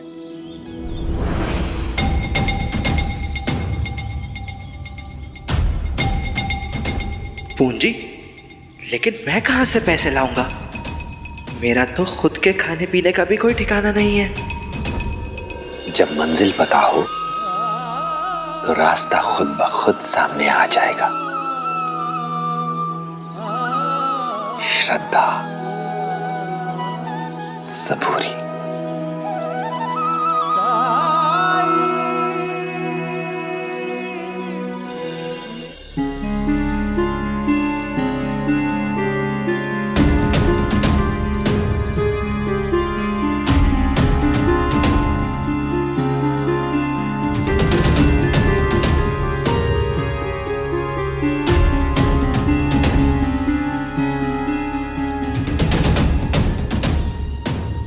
अब इसे यहाँ क्यों ले आई? ताकि इसे नहला सकूं। देखिए ना कितना गंदा हो गया है।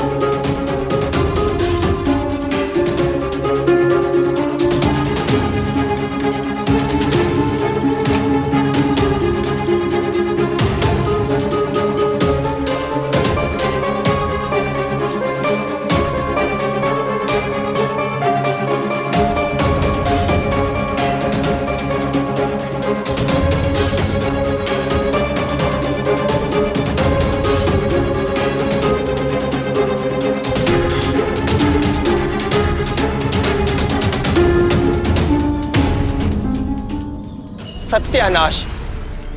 ये तुमने अपना क्या हाल बना रखा है? तुम्हारे पूरे कपड़े मिट्टी से सने हुए हैं, बाल बेहाल है, ना कोई साज सज्जा है, ना कोई श्रृंगार है, और तुम्हारा रंग तो पहले से भी ज्यादा गहरा हो गया है।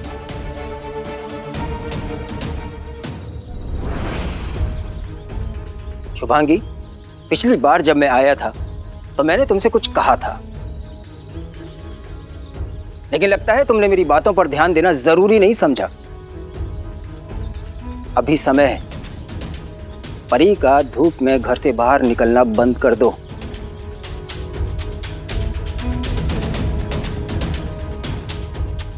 अगर और काली हो गई तो मुश्किल हो जाएगी। लड़की है ये।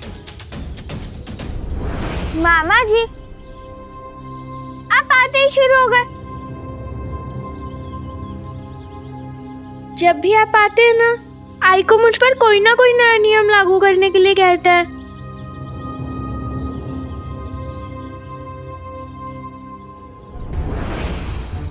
इतना बोलना इसने कहां से सीखा?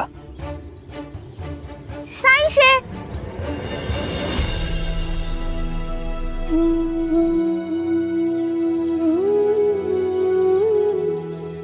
साईं कहते हैं कि संसार का अस्तित्व नारी से।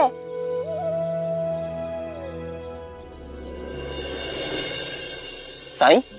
कौन साईं? मुझे ज्यादा सिखाने की कोशिश मत कर कि किसका अस्तित्व किससे है। कोई कितना भी तर्क दे दे औरतों के पक्ष में, लेकिन सदियों से यही रिवाज है कि औरतों को घर की चारदीवारी के अंदर ही रहना चाहिए, समझे? रिवाज बने हैं तो कुछ सोच समझकर ही बनाए होंगे पूर्वजों ने। जाओ, अंदर जाओ।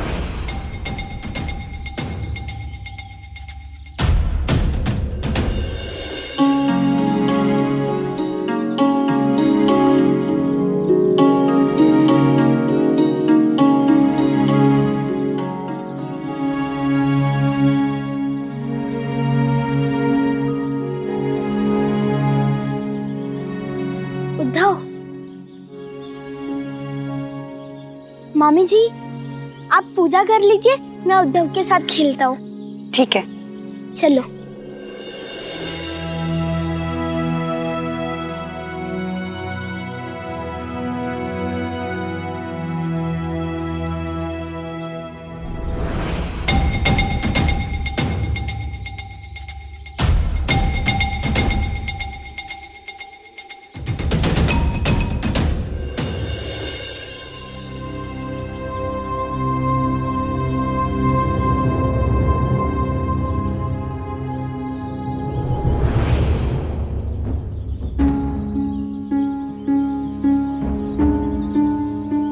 हे खंडोबा, इतिहास एक बार फिर खुद को दोहरा रहा है। केशव और उसके पिताजी फिर एक दूसरे के विरुद्ध खड़े हैं। मैं जानती हूँ ये कभी ना खत्म होने वाला सिलसिला है, क्योंकि दोनों के स्वभाव एक दूसरे के विपरीत हैं। जैसे जैसे केशव बड़ा हो रहा है, अपने पिताजी से दूर होता जा रहा है, क्योंकि वो साईं के दिखाए मार्ग पे चल रहा है।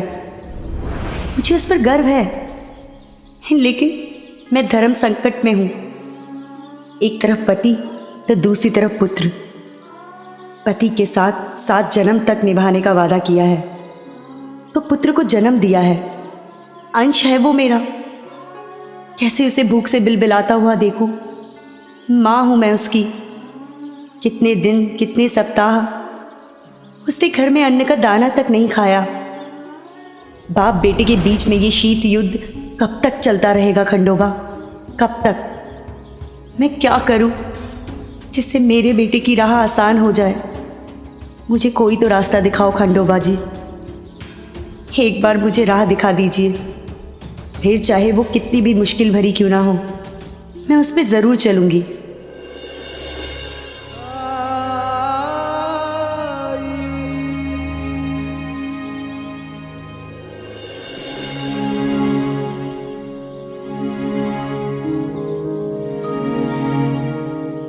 साई, हमारे साथ खेलिए ना, हम दो इसलिए मजा नहीं आ रहा है।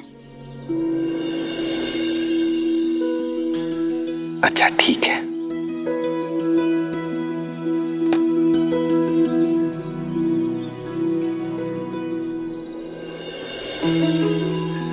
चिड़िया उड़, मैना उड़।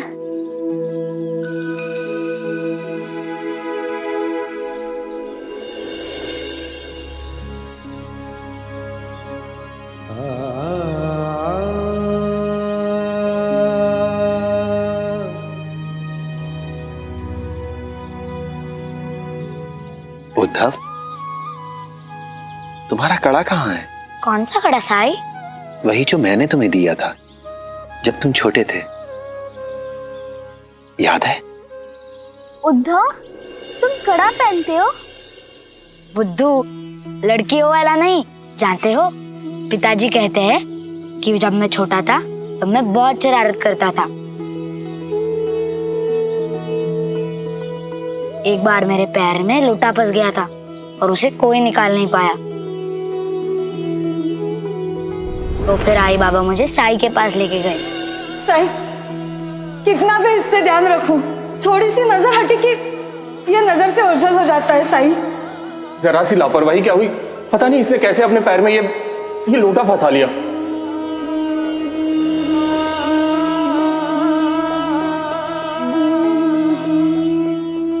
तो साई ने उसे पिघलाकर कड़ा बना दिया और मुझे पहनने को दिया।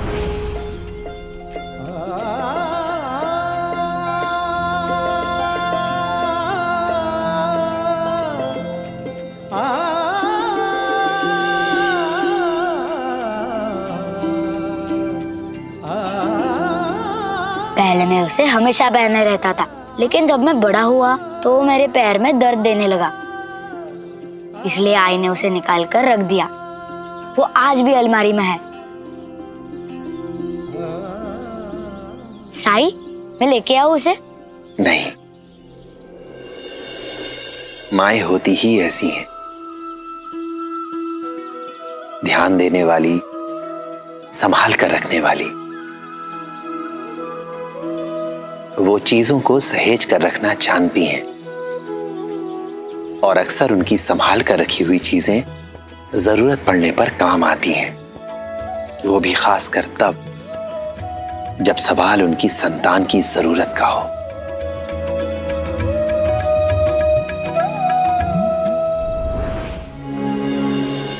जब भी मैं किसी भी मुश्किल में पड़ी हूं, हमेशा साईं ने मेरी मदद की है। क्या साईं आज भी मुझे कोई संकेत दे रहे हैं?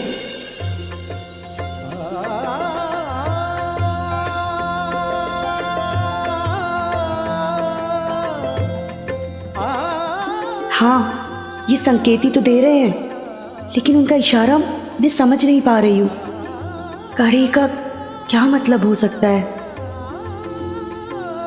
मतलब भले ही मैं नहीं समझ पा रही हूँ, लेकिन मैं इतना तो आश्वस्त हूँ कि समय आने पर वो खुद ब खुद प्रकट हो जाएंगे।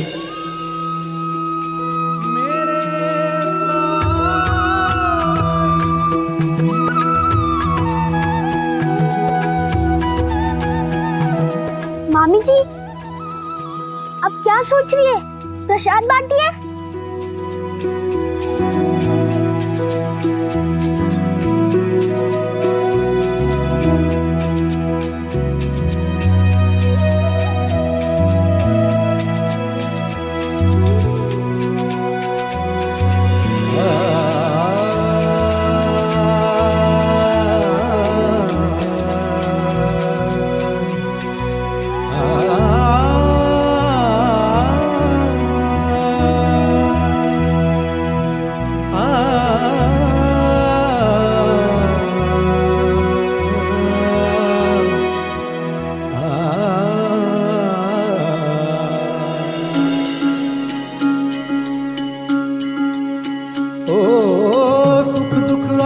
जाने हैं धूप और साए, बाबुराए मनवा तेरा उलझ न जाए। मन में आशा के दीपक बुझने ना पाए, सुबह फिर से आए, राम जी भला करे। समझाए। ओम साई ओम साई ओम साई ओम साई ओम साई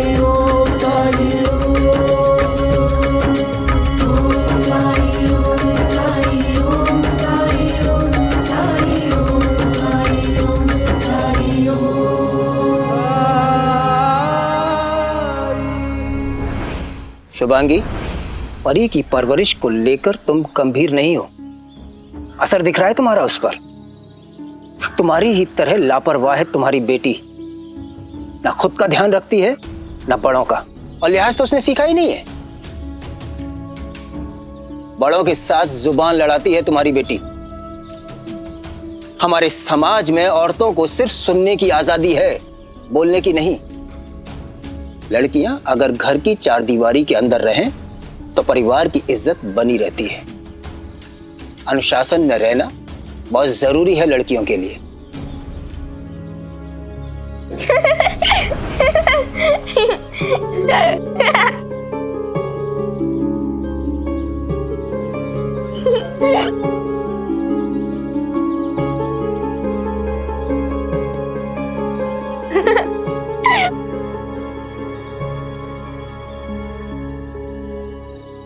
देखिए, हम परी को वही सिखा रहे हैं जो उसके लिए जरूरी है, और इसके लिए मुझे गर्व है उस पर। और आप ये कैसे कह सकते हैं कि औरतों को घर की चार दीवारी के अंदर ही रहना चाहिए?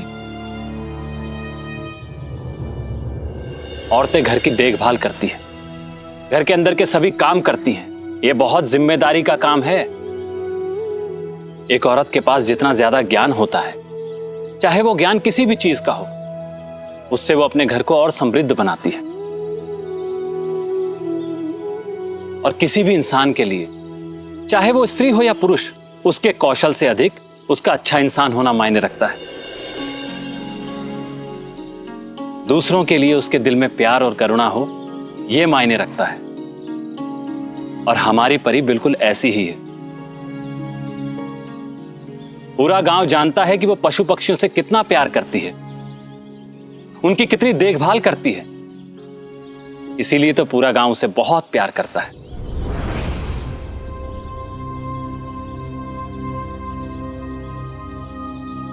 अच्छा, मैं खाना लगाती हूँ। शुभांगी वहीनी, बायजा अक्का ने आपको याद दिलाने के लिए कहा है कि कल मारुति मंदिर में हल्दी कुमकुम का समारोह है। हमने इस बार सोचा है कि सबके घरों में व्यक्तिगत रूप से जाने के बजाय हम सब मारुति मंदिर में इकट्ठा हो और वहीं पे हल्दी कुमकुम मनाया जाए। इससे समय भी बचेगा और हम औरतों को थोड़ी देर के लिए घर के कामों से फुर्सत भी मिल जाएगी। आखिर हमें भी तो कभी कभी घर की चार दीवारी से, घर के कामों से छुटकारा चाहिए होता है कि नहीं?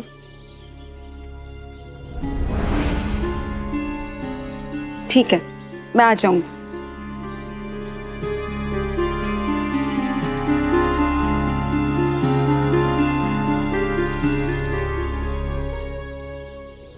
लगता है इस गांव के मर्दों की अक्ल घास चरने गई है, लेकिन मुझे इससे क्या? मुझे तो बस अपनी भांजी की फिक्र होनी चाहिए। मुझे ही कुछ करना पड़ेगा। लेकिन आई मेरी बात कुछ नहीं सुनना है मुझे। लेकिन आई एक बार सुनना तुम्हें होगा तात्या, मेरी नहीं सुननी है ना, तो चलो अब साईं की सुनो। चलो। वही तो कह रहा हूँ साईं। तात्या, क्या बात है भाईजामा? थोड़ी अकल दो इसे, समझाओ इसे साईं। पता है क्या कह रहा है? सब्जी का कारोबार करने जा रहा है। बोल रहा है कि नगर जाएगा, वहां जाकर अंग्रेजों की छावनी में सब्जी बेचेगा। मना किया है हमने इसे, पहले भी हमसे व्यापार के बारे में बात कर चुका है।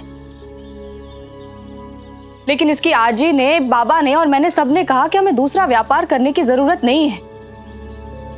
लेकिन आज अपने बाबा की गैरहाजिरी में कह रहा है कि इसने सब्जी का कारोबार करने का फैसला किया है। साईं, अब तुम ही समझाओ इसे कि ऐसा करना समझदारी नहीं है।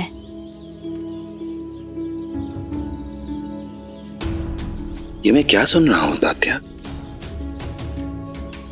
क्या ये सच है? इतनी बड़ी बात और तुमने मुझे बताया भी नहीं। ये सही नहीं किया तुमने। इसके लिए तुम्हें सजा मिलनी चाहिए।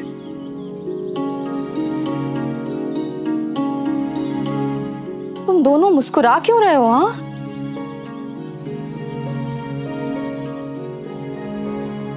साईं, तुम्हें इसके बारे में पहले से पता था? हाँ, साईं को सब पता है और यही बात मैं आपको कब से बताने की कोशिश कर रहा हूं। लेकिन आप हैं कि मेरी बात सुनने को तैयार नहीं है। मैं और केशव पहले ही साई से मिल चुके हैं। साई के मार्गदर्शन से ही हमने सब व्यापारों में से इस व्यापार को चुना है। साई? हाँ भाई साहब। और तुमने मुझे भी नहीं बताया। क्या साई? ये मैं क्या सुन रहा हूं साई? क्या ये सच है? इतनी बड़ी बात आपने मुझे भी नहीं बताई। ये आपने सही नहीं किया।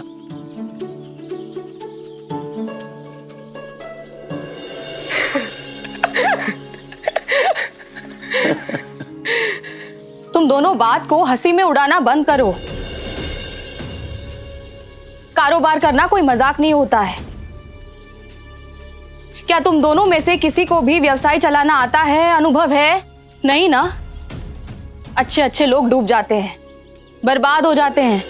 मैं कुछ कहूं भाई साहब?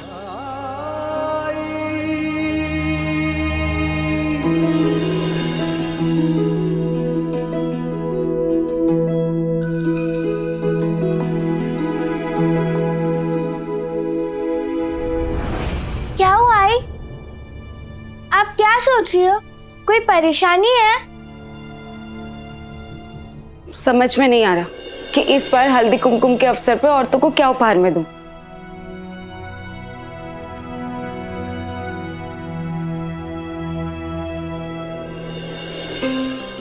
आई, आप मिट्टी से बने बर्तन उपहार में दे सकती हैं। मैं उन पर चित्र बना दूंगी।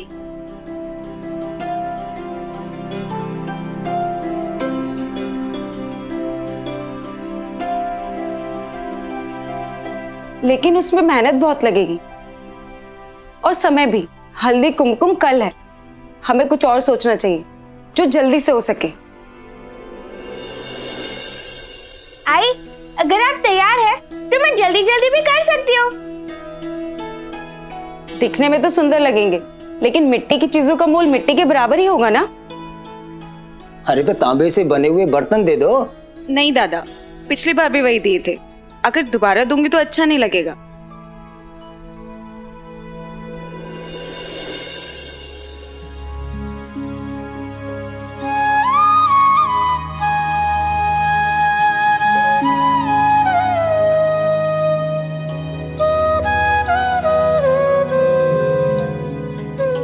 तात्या, क्या तुम मेरे लिए ये कपड़ा धो सकते हो? क्यों नहीं साई?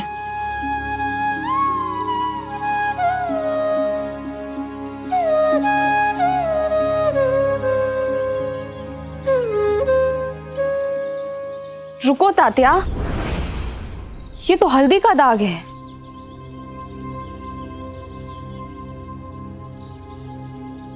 तो क्या हुआ? अभी धो देता हूँ। तात्या, अगर इसे सादे पानी से धोगे तो दाग लाल हो जाएगा।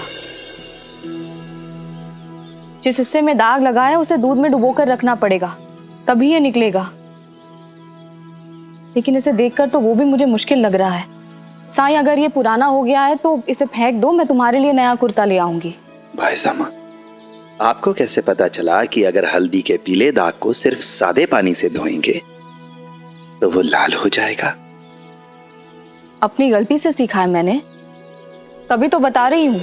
ऐसे ही हर इंसान अपनी गलती से ही सीखता है, अनुभवों से आगे बढ़ता है। एक बेहतर इंसान बनता है अनुभवों से सीखकर।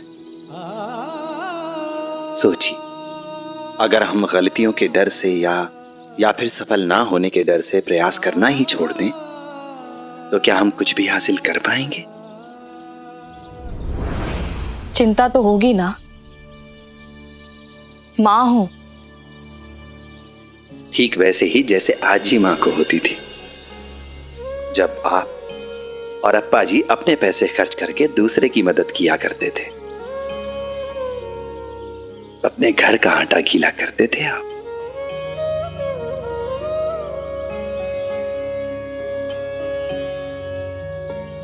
एक समय के बाद चिड़िया भी अपने बच्चों को घोंसले से बाहर धक्का दे देती है ताकि वो उड़ना सीख सकें।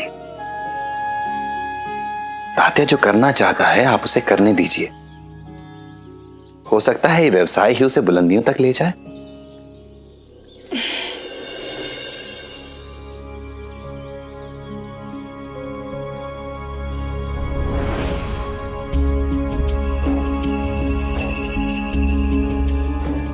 या फिर यह भी हो सकता है कि ये व्यवसाय तात्या को अर्श से फर्श पर ले आए।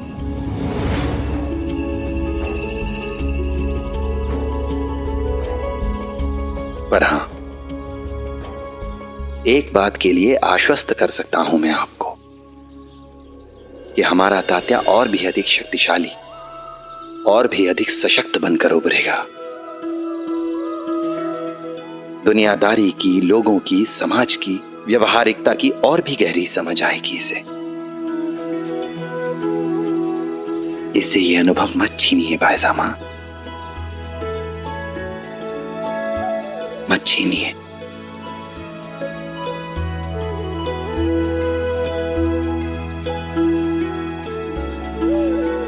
मैं तुम्हारे साथ हूं। लेकिन बाबा, उन्हें मैं समझा दूंगी। शुक्रिया आई।